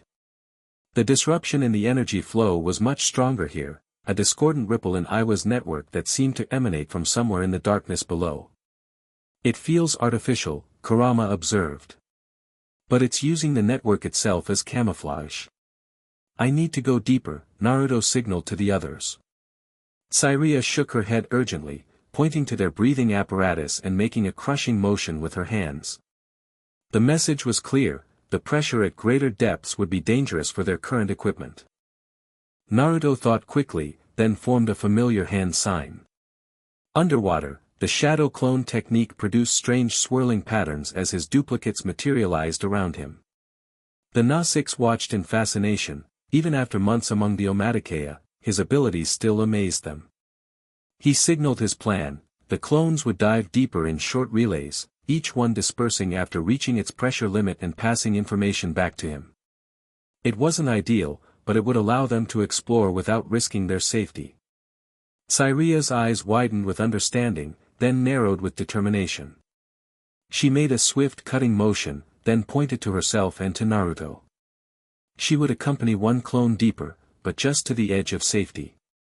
Neytiri immediately signaled her objection, pointing to the breathing apparatus and making the crushing gesture again.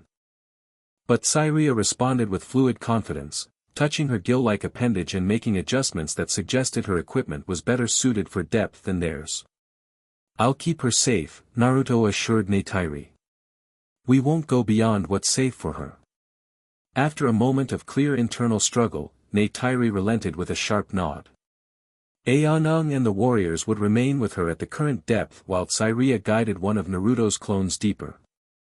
The real Naruto stayed with the main group as his clone and Tsireya descended into the abyss. The darkness swallowed them quickly, their bioluminescent markings becoming faint stars that winked out entirely after a few hundred feet. Minutes passed in tense silence as the group hovered at the edge of the drop-off. Naruto kept his mind open to receive his clone's experiences when it dispersed. Neytiri stayed close beside him, her eyes fixed on the darkness below. Suddenly, Naruto gasped, bubbles escaping his breathing apparatus. The clone's memories flooded back, images of a massive metal structure half buried in the seafloor, surrounded by smaller objects that could only be human submarines. Lights pierced the abyssal darkness as machines worked at the central structure, drilling or cutting in some way. And most disturbing of all, a glimpse of Tsireya's shocked expression as something shot through the water toward them, just before the clone dispersed. They're in trouble, Naruto signaled urgently. Tsireya, something attacked them. Before anyone could react, he summoned Kurama's chakra, the golden energy enveloping him even underwater. The transformation was immediate, his features sharpening, whisker marks deepening, eyes changing from blue to slitted crimson. Without waiting for the others, Naruto plunged into the abyss, the fox's power allowing him to withstand pressures that would crush an ordinary human or even Na-6. He moved through water with incredible speed, the golden chakra illuminating the darkness around him. The scene that greeted him 1,000 feet down confirmed his worst fears.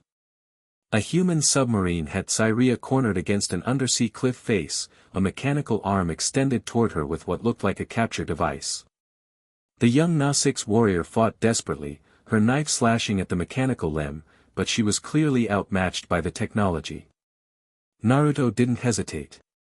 A Rasengan formed in his palm, the swirling energy maintaining its shape even underwater. He slammed it directly into the submarine's mechanical arm, shearing the device off in an explosion of bubbles and twisted metal. Tsireya's eyes widened at his transformed appearance, the glowing chakra cloak, the fox-like aspects that emerged when he drew deeply on Kurama's power. But she recovered quickly, swimming to his side as the submarine recoiled from the unexpected attack. More submarines converged from the direction of the larger structure, their exterior lights cutting through the dark water. Naruto grabbed Tsireya around the waist and kicked powerfully upward, the chakra cloak providing both protection from the pressure and enhanced speed. They ascended rapidly, too rapidly for normal diving safety, but Kurama's chakra protected them from the physiological dangers of such a fast rise. Within minutes, they reached the waiting group at the reef shelf's edge. The moment they rejoined the others, Naruto signaled for immediate retreat. The group swam swiftly toward the safety of the shallower waters, not slowing until they reached the reef territories proper. When they finally surfaced in a secluded cove near the Metkayina settlement, Tsireya was the first to speak, her voice breathless with excitement and lingering fear. "Sky people machines," she gasped, removing her breathing apparatus. "Many of them. Working on something enormous in the deep water." "I saw it through my clone," Naruto confirmed, the golden chakra cloak fading as he returned to his normal appearance. "Some kind of drilling operation. They're extracting something from the seafloor." Neytiri moved closer to Tsireya, genuine concern overriding the earlier tension between them. "You are unharmed." Tsireya nodded. "Thanks to the spirit sage. He came as living fire through the water." Her eyes fixed on Naruto with new wonder. The stories did not exaggerate. Eywa had already dispatched one of the warriors to alert Tonowari. "What did you see exactly?" he asked Tsireya. "What do the sky people seek in the deep?" "A structure," she replied. "Not made by them, I think. Older. Much older. It was partly buried in the seafloor, but they had uncovered much of it. And," she hesitated, glancing at Naruto. "And it was reacting to something," Naruto finished. "There was energy flowing between their equipment and the structure. The same energy disruption I felt in the sick Na-6. They poison our waters to reach this thing?" Eywa demanded, anger evident in his voice. "Not intentionally, I think," Naruto replied thoughtfully. "It's more like a side effect. Whatever they're doing to the structure is causing ripples through Eywa's network, and those ripples are making your people sick. We must stop them," Neytiri declared firmly. "Yes, but carefully," Naruto cautioned. "That facility is heavily guarded, and it's too deep for a direct assault. Plus, we need to understand what they're actually doing before we interfere. If we damage the wrong thing, it could make the sickness worse." Tsireya had been watching him with intense curiosity. "When you came for me, you changed. Became something more than Na-6 or human. What was that?" Naruto exchanged glances with Neytiri, who nodded slightly. The Metkayina deserved to know what kind of ally they had. "I carry a powerful spirit inside me," he explained. "A nine-tailed fox named Kurama. Where I come from, I'm what's called a Jinchuriki, a human container for a tailed beast. When I need greater power, I can draw on his energy." Instead of the fear or suspicion he half expected, Tsireya's face lit with fascination. Two spirits in one body, working together. Like the reef and the water, separate but united. "That's actually a pretty good way of looking at it," Naruto acknowledged, impressed by her quick understanding. Eywa appeared less convinced. "This power, it is why Eywa speaks to you differently." "Partly," Naruto nodded. "Kurama's energy resonates with Eywa's network in ways neither of us fully understands yet. But it lets me sense things others might miss. Like this structure beneath the sea," Tsireya added. "Did you feel its purpose?" The question surprised Naruto. "Its purpose? Everything in Eywa's domain has purpose," she explained. "The reef protects, the current carries, the predator culls. If this structure is part of Eywa's design, it must have purpose." It was an insight Naruto hadn't considered, viewing the mysterious underwater object as having an intentional role within Pandora's ecosystem rather than just being an artifact. I didn't get a clear enough sense of it, he admitted. But you're right, we should try to understand its function before confronting the humans directly. Further discussion was interrupted as Tonowari arrived with a group of warriors. The chief's relief at seeing his daughter unharmed quickly gave way to grave concern as they reported what they had discovered. Sky people violate the deep waters, he said grimly. This explains much. But what is this structure they disturb? We need to find out, Naruto said. And I think I know how. But I'll need help from both your healers and your hunters. The plan came together quickly. While the Metkayina mobilized their warriors and secured their settlement against potential human incursion, Naruto worked with the clan's healers to develop a better understanding of the sickness affecting their people. In the healing chambers, he sat beside the most severely affected Nausicaa, a deep-water hunter named Loak who had been among the first adults to fall ill. With Moat's training in his mind and Kurama's power enhancing his sensitivity to Eywa's network, Naruto placed his hands gently on the hunter's chest and closed his eyes. Tsireya and Neytiri watched intently as golden chakra flowed from Naruto's palms into the sick Nausicaa. The discoloration that had spread across Loak's skin seemed to respond, growing first more vivid, then gradually fading as Naruto manipulated the energy patterns within him. I can feel it more clearly now, Naruto murmured, eyes still closed in concentration. It's like a frequency. The structure is emitting a specific energy pattern, and it's disrupting the natural flow in sensitive Nausicaa. Can you heal them? Tsireya asked softly. Not completely, not until we stop the source. But I can help their bodies resist it better. The golden chakra intensified briefly, then faded as Naruto sat back, sweat beading on his forehead from the effort. Loak's breathing had eased, the blue-green discoloration noticeably reduced. The hunter's eyes fluttered open, focusing gradually on Naruto. The fire in the water, he murmured, recognizing the energy he had sensed even in his illness. You came. Rest now, Naruto told him gently. We're going to fix this. As they left Loak to recover, Neytiri pulled Naruto aside. You cannot treat every sick Nausicaa this way. It drains you too much. I know, he acknowledged. But now I understand the energy signature better. I can track it directly to its source. And then what? She challenged. The Sky people will not simply leave because we ask nicely. No, Naruto agreed. But first we need to understand what they're doing and why. That structure, it feels ancient, but also familiar somehow. Like it's related to the heart of Eywa beneath Hometree. Tsireya, who had followed them, looked startled. The heart of Eywa? The great consciousness node? That is no mere legend. It's real, Naruto confirmed. I've sensed it through the roots of Hometree. And this underwater structure feels connected to it somehow, like they're parts of the same system. This revelation clearly impacted Tsireya deeply. She stared at Naruto with new understanding.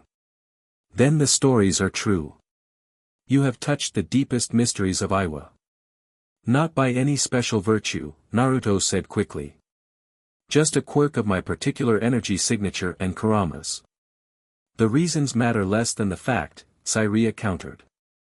If this sea structure connects to the heart, then the Sky people may be trying to access Eywa's consciousness itself. The possibility hung heavily in the air. Naruto had witnessed firsthand how the RDA valued Pandora primarily for its resources, both mineral and biological. The idea that they might be attempting to tap into the planet's neural network directly was disturbing on multiple levels. We need to see the structure up close, he decided.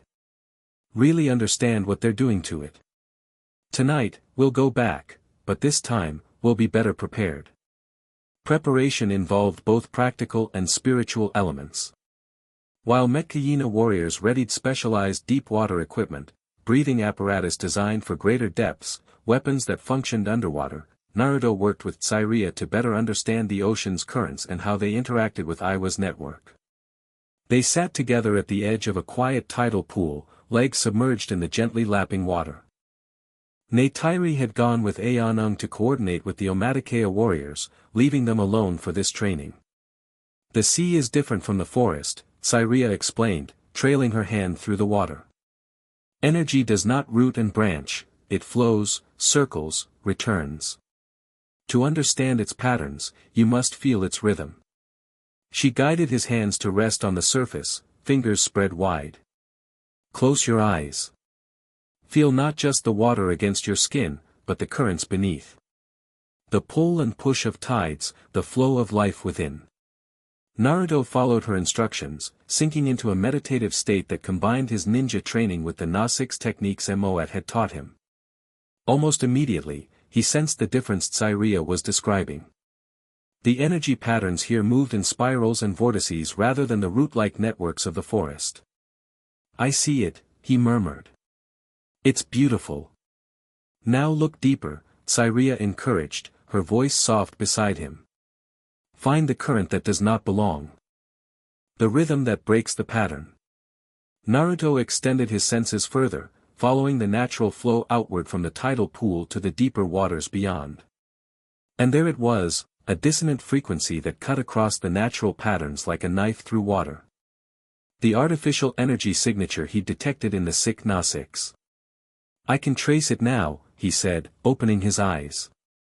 All the way back to the source. Tsireya was watching him with undisguised fascination. Your eyes glow when you connect with Eywa. Like sunrise through forest mist.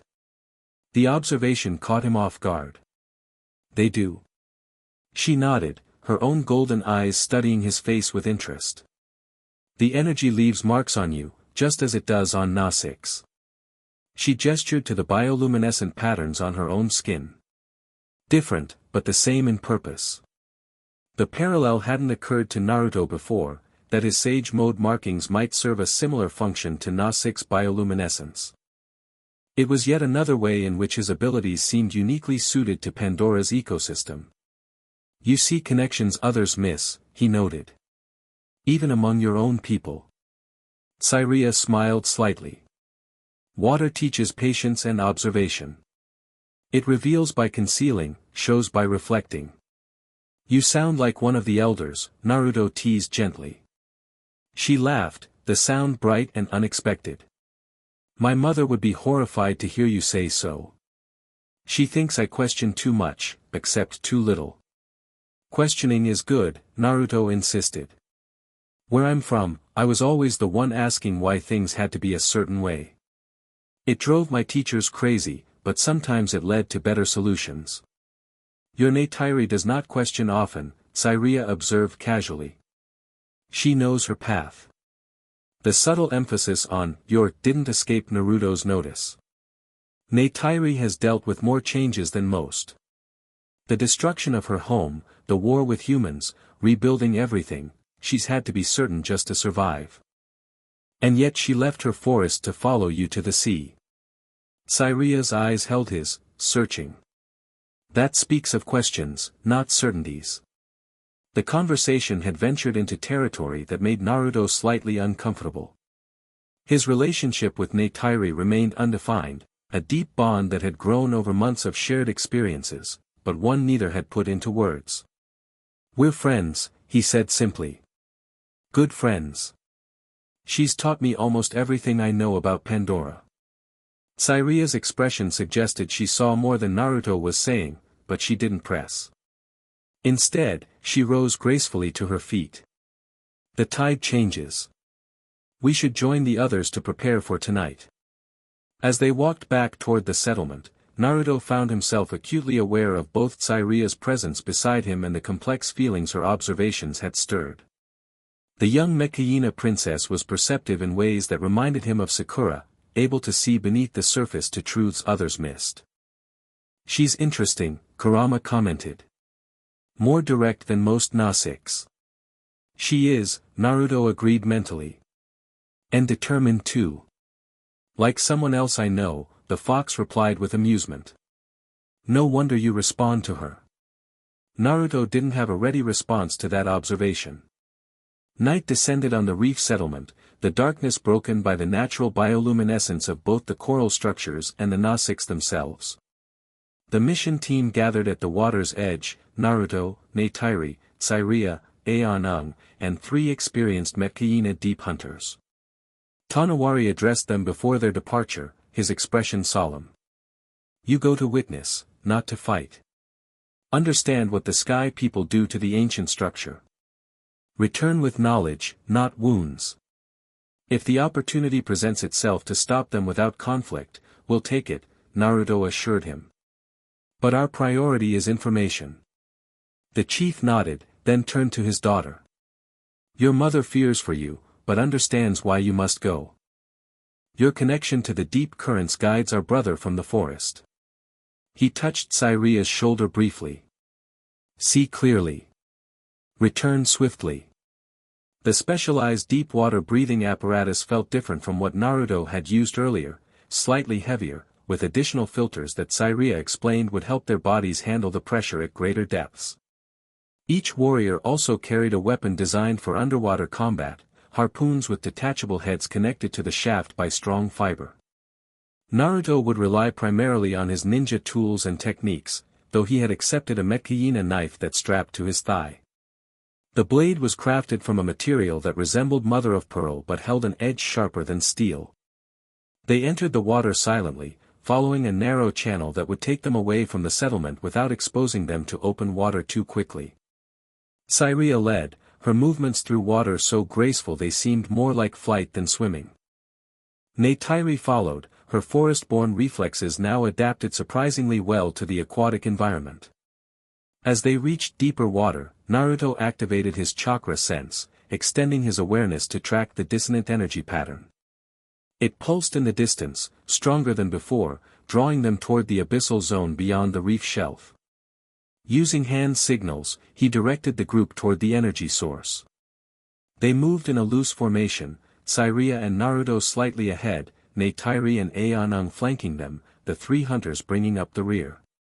Their bioluminescent markings were deliberately dimmed through a Nausicaa technique Tsireya had explained involved controlled breathing and focused intention. The darkness of the deep ocean enveloped them as they descended past the reef shelf. Only the faintest ambient light from distant sea creatures broke the absolute blackness. Naruto maintained a thin layer of chakra around his body, not enough to create the visible golden glow of Kurama's full power but sufficient to help him sense his surroundings and protect against the increasing pressure. At approximately 800 feet, Tsireya signaled for them to hold position.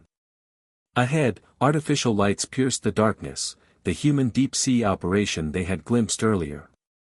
Now, moving more cautiously, they could observe the full scale of what the RDA had established. A temporary underwater facility had been constructed around what appeared to be an ancient structure protruding from the seafloor. The structure itself defied easy description, not quite a building, not quite a natural formation. Its surface displayed patterns similar to the bioluminescent designs on Nausicaa skin, but with a complexity that suggested artificial enhancement of natural materials. Human submarines and smaller remotely operated vehicles moved around the site in coordinated patterns. A larger structure that Naruto recognized as a drilling platform had been positioned directly above the ancient artifact, with conduits running from it down to the seafloor. "They're extracting something," Kurama observed. "Energy, not material." Naruto agreed silently. The flow was visible to his enhanced senses, energy being drawn from the structure, up through the conduits, into collection devices on the drilling platform. And each extraction sent those disruptive ripples through the surrounding network, the source of the sickness affecting the Metkayina. Tsireya pointed to a section of the ancient structure that appeared to be opening like a massive doorway. Human operators in specialized diving suits were working around this entrance, attaching equipment to its perimeter. Neytiri signaled her intention to move closer for a better view. Eywa shook his head urgently, gesturing to patrol submarines circling the perimeter. The risk of detection was too great. Naruto had another solution. Bringing his hands together underwater, he created a single shadow clone with minimal chakra discharge to avoid detection. The clone immediately transformed its appearance to match the human divers working near the structure. The Na-6 watched in fascination as the disguised clone swam casually toward the operation, mimicking the movements and behavior of the human workers. None of the RDA personnel seemed to notice the addition to their team as the clone integrated itself into the activity around the opening doorway. For 15 tense minutes, they observed from a distance as Naruto's clone gathered intelligence. It examined equipment, observed procedures, and even entered the opening briefly when the human team ventured inside. Suddenly, alarms flashed throughout the underwater complex. Red lights pulsed as human workers rushed back to their submarines. Something had triggered their security systems. Naruto felt his clone disperse, not from attack, but from its own decision to avoid capture as the humans initiated lockdown procedures. The rush of information was disorienting but revelatory. They'd found something inside, he realized. A control chamber or interface of some kind. They were mapping it when something activated in response to their equipment. He signaled urgently to the others, they needed to retreat. But before they could move, powerful searchlights swept through the water, illuminating their position. A mechanical voice boomed through the water, distorted but understandable, unauthorized personnel detected. Security protocol engaged. 3 attack submarines detached from the main facility, weapons systems coming online as they moved to intercept the intruders. Scatter. Naruto signaled, but it was too late for a clean escape. The lead submarine fired something that wasn't a conventional torpedo. Rather than exploding, it detonated in a sphere of energy that momentarily illuminated the entire area like daylight. Scanning technology, Naruto realized. Followed immediately by targeted weapons fire. Harpoon-like projectiles shot through the water toward them with frightening accuracy. Eywa deflected one with his spear, while Tsireya and Neytiri dove in opposite directions to evade others. Naruto had no choice. Summoning Kurama's chakra, he created a defensive perimeter of golden energy around the group. The human weapons impacted the barrier and disintegrated, unable to penetrate the tailed beast's power. "Go!" he shouted, though underwater the sound emerged as little more than bubbles. But his intention was clear through the Na-6 neural connection to their breathing apparatus. The hunters broke away first, their powerful bodies cutting through the water with incredible speed. Eywa hesitated, clearly torn between retreat and protecting his chief's daughter. Neytiri made the decision for him, grabbing his arm and pointing forcefully toward the surface. His duty was to report what they'd seen, regardless of personal cost. After a moment of visible struggle, he nodded and followed the hunters toward safer waters. Naruto maintained the chakra shield as more weapons impacted it, buying time for the retreating Na-6. Neytiri and Tsireya remained at his side, both clearly refusing to leave him behind. "We need to move toward the structure," he signaled to them. "It's our best chance." They understood immediately. While the humans would expect them to flee upward toward the safety of shallower waters, moving deeper toward the facility itself might provide temporary cover. Together, the 3 of them dove downward, Naruto's chakra cloak surrounding them all now, providing both protection and enhanced mobility underwater. The submarines adjusted course to pursue, but their bulky designs couldn't match the agility of Na-6 swimmers enhanced by tailed beast chakra. They reached the outer perimeter of the facility just as a massive surge of energy pulsed from the ancient structure. The pulse disrupted electrical systems throughout the human operation, lights flickered, submarines faltered, and the drilling platform above visibly shuddered. "Something's happening," Kurama warned. "The structure is responding to our presence." Naruto felt it too, a resonance between his chakra and the energy emanating from the artifact. Similar to what he'd experienced with the heart of Eywa beneath Hometree, but with a different flavor. Less nurturing, more defensive. Tsireya pointed urgently to the still open doorway. Human divers were evacuating the interior, their movements suggesting panic rather than orderly withdrawal. Whatever had activated inside had clearly alarmed them. "In there?" Neytiri signaled, her expression questioning. Naruto nodded. It was their best option, perhaps their only option, to both escape the submarines and discover what the humans had found. They swam swiftly to the opening, slipping inside just as emergency protocols sealed most of the facility's external access points. The interior was eerily beautiful, a chamber whose walls pulsed with patterns reminiscent of Eywa's network, but more structured, more intentional in their design. At the center stood what could only be described as a console, a raised platform with interfaces that responded to proximity rather than physical touch.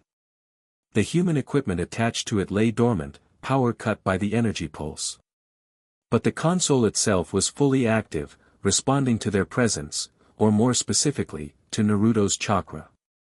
Patterns of light flowed from the walls toward the central platform, converging in displays that shifted and changed as they watched. "It's reacting to you," Tsireya signaled, her eyes wide with wonder. Naruto approached the console cautiously. The interface reconfigured itself as he drew closer, the patterns shifting into something more recognizable, not quite Nausicaa script, but similar in its flowing, organic design. "Can you read it?" Neytiri asked. He couldn't, not exactly. But something about the patterns resonated with knowledge he had gleaned from his connection to Eywa's network. Impressions rather than precise translations formed in his mind. "It's a node," he signaled to them. "A monitoring station, I think. Part of a larger system that maintains balance in Eywa's network." "What were the sky people doing to it?" Tsireya questioned. Before Naruto could answer, a new pattern formed on the console, a three-dimensional representation of Pandora, with glowing points distributed across its surface. One pulsed directly beneath Hometree, the heart of Eywa. Another marked their current location. 5 more appeared at strategic locations around the planet. "It's a map," Neytiri realized. "Showing all such places." 7 nodes, Tsireya murmured, her expression shifting to alarm. "The sky people seek them all." A disturbance from outside interrupted their discovery. The human facility was recovering from the energy pulse, systems coming back online. Soon they would attempt to regain access to the chamber. Naruto made a swift decision. Placing his palm directly on the console interface, he channeled a small amount of Kurama's chakra into the system. The response was immediate, the entire chamber pulsed with golden red light that matched the fox's energy signature. The map display enhanced, showing energy flows between the nodes and highlighting disruptions where human activity interfered with the network. "It's accepted your energy," Tsireya signaled, awestruck. "Formed Sahelu with you." The Nausicaa term for their neural connection seemed appropriate. Naruto could feel the system responding to his presence, sharing information at a level deeper than conscious thought. Images and impressions flooded his mind, the history of this node, its purpose in maintaining oceanic balance, the threat posed by human extraction activities. And something else, a warning. The console displayed a new pattern, indicating energy building to dangerous levels throughout the network as a result of human interference. The system was attempting to compensate, but the strain was growing. "We need to stop them," Naruto signaled urgently. "If they continue extracting energy from these nodes, the entire network could destabilize." Neytiri moved closer to examine the display. "How?" "We cannot fight their machines here, in the deep water." Tsireya had been studying the console interface. "Perhaps we don't need to fight," she suggested. "If the spirit sage can speak to the node, perhaps he can ask it to protect itself." The insight was brilliant in its simplicity. Naruto turned back to the console, concentrating on the connection he had established. Rather than just receiving information, he attempted to communicate his own intentions: protect, defend, restore balance. The chamber hummed with increasing energy as the system processed his input. Patterns on the walls shifted faster, converging toward the central console where Naruto's hand remained in contact with the interface. "Careful," Kurama cautioned. "This is ancient technology, not just natural energy. We don't fully understand its capabilities." "We don't have much choice," Naruto replied mentally. "The humans will break through any minute." As if in response to his thought, a dull booming sound echoed through the chamber. The humans were attempting to force the sealed entrance. Naruto made his decision. Drawing more deeply on Kurama's chakra, he formed a clear intention in his mind: activate defensive protocols, reject harmful intrusion, preserve the network's integrity. He pushed this intention through his connection to the console, not knowing if the system would understand or respond. For a moment, nothing happened. Then the entire chamber pulsed with blinding light, the console absorbing Naruto's chakra and amplifying it throughout the structure. The walls seemed to liquefy and reform, ancient mechanisms awakening from dormancy. "We need to leave," Naruto signaled to Neytiri and Tsireya. "Now." They didn't argue, immediately swimming toward the entrance. The door that had sealed behind them reopened momentarily, allowing them to exit into chaos. The human facility was in full emergency mode, submarines evacuating personnel, equipment being hastily detached from the structure, the drilling platform above beginning to retract its connection tubes. Under cover of the confusion, the three swimmers made their escape, Naruto's chakra cloak providing both speed and concealment as they raced away from the facility toward the distant reef shelf. Behind them, the ancient structure continued its transformation. Panels shifted on its surface, revealing what appeared to be defensive systems that had lain dormant for centuries or millennia. Energy pulses shot upward, severing the remaining connections to the drilling platform. They didn't slow until they reached the relative safety of the reef territories, where Eywa and a group of Metkayina warriors waited anxiously. Only then did they surface, removing their breathing apparatus and gulping the cool night air gratefully. "What happened?" Eywa demanded. "The water carries strange energies. The entire reef glows with patterns never before seen. The ancient structure defends itself," Tsireya explained, still catching her breath. "The spirit sage awakened its protections." Naruto wasn't so confident in their victory. "It's a temporary solution. The humans will be back with better equipment, more careful approaches. They know what they're looking for now." "But we know too," Neytiri pointed out. "The 7 nodes. The network's importance. And its vulnerability," Tsireya added solemnly. "If the Sky People access all 7 nodes as they attempted with this one." She didn't need to finish the thought. They had all seen the warning displayed on the console: system instability, network collapse, a cascade of failures that could affect all life on Pandora. "We need to return to the settlement," Eywa urged. "Tell Tonowari what we've discovered." As they swam toward the Metkayina village, Naruto found himself flanked by Neytiri and Tsireya. Both had demonstrated extraordinary courage in the ancient chamber, neither hesitating to remain with him despite the danger. Their silent support now, as they processed the implications of what they'd discovered, spoke volumes about the bonds forming between them. "You've drawn both of them to you," Kurama observed. "The forest hunter and the sea chief's daughter." "It's not about me," Naruto objected. "It's about protecting Pandora." "It can be both, Kit," the fox replied sagely. "Humans, and Nausicaa too, it seems, find strength in connections to others, especially when facing great threats." Naruto couldn't argue with that observation. His own history had proven time and again that his greatest power came not from techniques or even Kurama's chakra, but from his bonds with others, the determination to protect those he cared about. And looking at Neytiri and Tsireya swimming powerfully beside him, he had to admit that those bonds were growing stronger by the day. The Metkayina settlement buzzed with activity despite the late hour. Word of the underwater confrontation had spread quickly, and clan members gathered anxiously awaiting news from the returning scouts. The sick Nausicaa had been moved to higher platforms as a precaution, though Naruto was pleased to see that Loake and several others he had treated showed signs of improvement. Tonowari and Ronald received them in the central gathering area, their expressions grave as they listened to the account of what had transpired beneath the waves.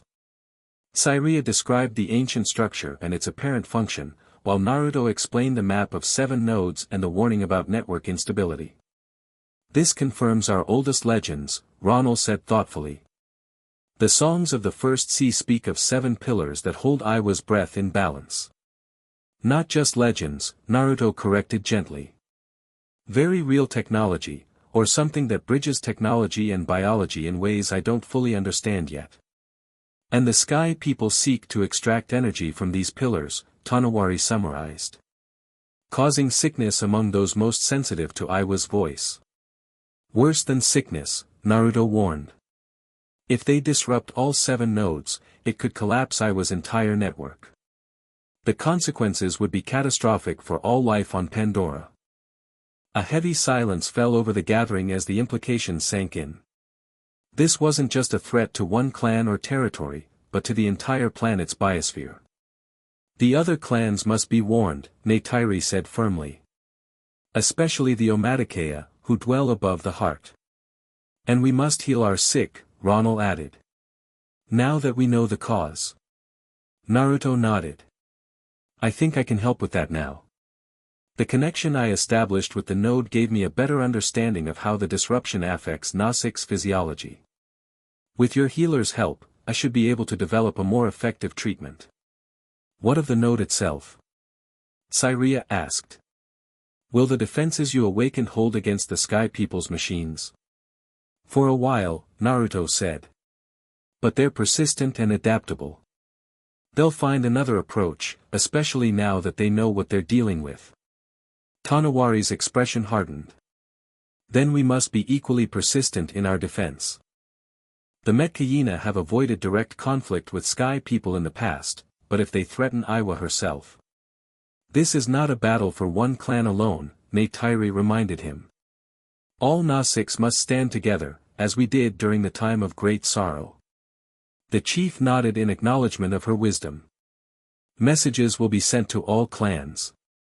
The Toric Makto united us once against Sky People. Perhaps the Spirit Sage will do so again. The title caught Naruto by surprise. It carried weight and expectation he wasn't sure he deserved. I'm just trying to help where I can, he said simply. This is your world, not mine. Yet Eywa called to you, Ronald observed, her initial skepticism now tempered with thoughtful assessment. Connected with the spirit you carry within. There is purpose in this, whether you sought it or not. Before Naruto could respond, a young scout burst into the gathering, his expression urgent. Riders approach from the south.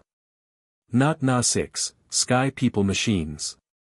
Tonowari immediately shifted to action, ordering warriors to defensive positions and evacuation protocols for the young and vulnerable. How many? He demanded of the scout.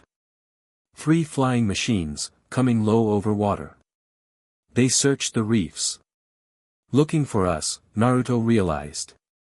They must have tracked our retreat somehow. Or they seek revenge for the damage to their underwater facility, Neytiri suggested grimly. Naruto made a swift decision. I'll draw them away from the settlement. They want me more than they want you, I'm the one who activated the node's defenses. You will not go alone, Tsireya declared firmly. No, he will not, Neytiri agreed, for once in perfect alignment with the Metkayina princess. Naruto looked between them, recognizing the determination in both their expressions. Fine, but we move fast and stay mobile. The goal is to lead them away from your people, not engage directly. Tonowari approved the plan with a sharp nod. Take 3 Ikrin. Fly south, draw them over the far reefs where our warriors can ambush if necessary. As they hurried to where the banshees were kept, Naruto noticed something unexpected, Neytiri and Tsireya conferring quietly, their earlier tension seemingly set aside in the face of common purpose. Whatever complex emotions existed between them, protection of their people took precedence. Minutes later, they were airborne, 3 banshees soaring away from the settlement just as the human aircraft appeared on the horizon. As Naruto had hoped, the helicopters immediately changed course to pursue them, ignoring the Metkayina village in favor of the more intriguing targets. Their following, Neytiri called from her banshee, flying slightly above and to Naruto's right. Perfect, he replied. Let's see how well they handle the far reef maze. Tsireya, to his left, signaled her understanding. She knew these waters intimately and would lead them through a particularly complex section of coral formations that rose close to the surface, navigable by agile ikran but treacherous for human aircraft. The helicopters were faster in open air, rapidly gaining on them despite the Banshee's head start. As they approached the maze of coral spires, Naruto saw that these weren't standard transport helicopters but smaller, more agile combat models, specifically designed for pursuit and engagement. They came prepared, he called to the others. These aren't the same aircraft we've seen before. New hunters for new prey, Neytiri observed grimly. The lead helicopter fired a warning shot, a tracer round that sizzled through the air between Naruto and Tsireya's Banshees. The message was clear, land or be shot down. Instead, Tsireya banked sharply right, diving between two massive coral formations that rose like natural skyscrapers from the sea. Naruto and Neytiri followed, their Banshees responding instantly to neural commands through their cues. The helicopters hesitated momentarily before the pilot of the lead aircraft attempted to follow. It was immediately apparent that the human machines lacked both the agility and the intuitive connection of Na-6 and Ikran. The helicopter barely cleared the coral spires, its rotor wash sending spray cascading upward. "They'll crash if they keep following us through here," Naruto observed, not entirely displeased by the prospect. "That would be unfortunate," Neytiri replied, though her tone suggested she wouldn't mourn the outcome. Tsireya led them deeper into the coral maze, following channels and gaps that seemed barely wide enough for their Banshees. The Ikran responded beautifully to her commands, clearly familiar with this territory from previous flights. Two helicopters continued the pursuit, while the third circled above, presumably coordinating and reporting back to whatever base they operated from. The human pilots were skilled, dangerously so, adjusting quickly to the challenges of the environment. "They're too persistent," Tsireya called as they emerged into a slightly more open area.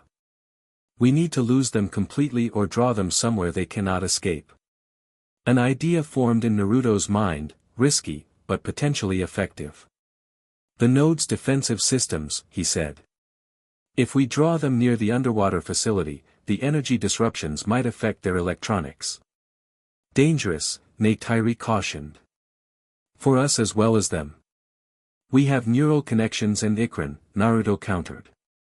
"They rely entirely on technology. It's not a fair fight if their systems glitch." Tsireya considered this for only a moment before nodding sharply. "The deep water lies beyond the next reef shelf. We can lead them there." They altered course, climbing above the coral maze to make themselves more visible to the pursuing aircraft. As expected, the helicopters immediately adjusted to intercept, apparently believing their quarry had run out of hiding places. What happened next caught even Naruto by surprise.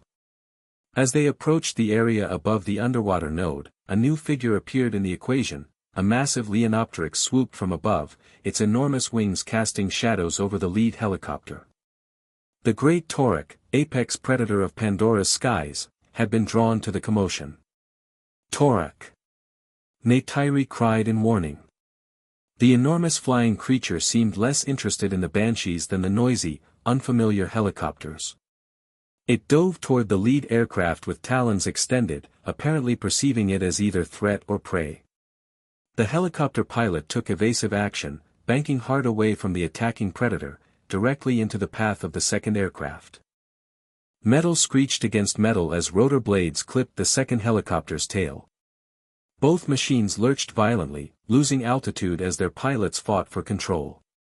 Simultaneously, a pulse of energy erupted from the "something went wrong with this response, please try again. It's time to move to the next chapter." The end. Thank you for watching this video. Please be sure to subscribe to our channel and like this video.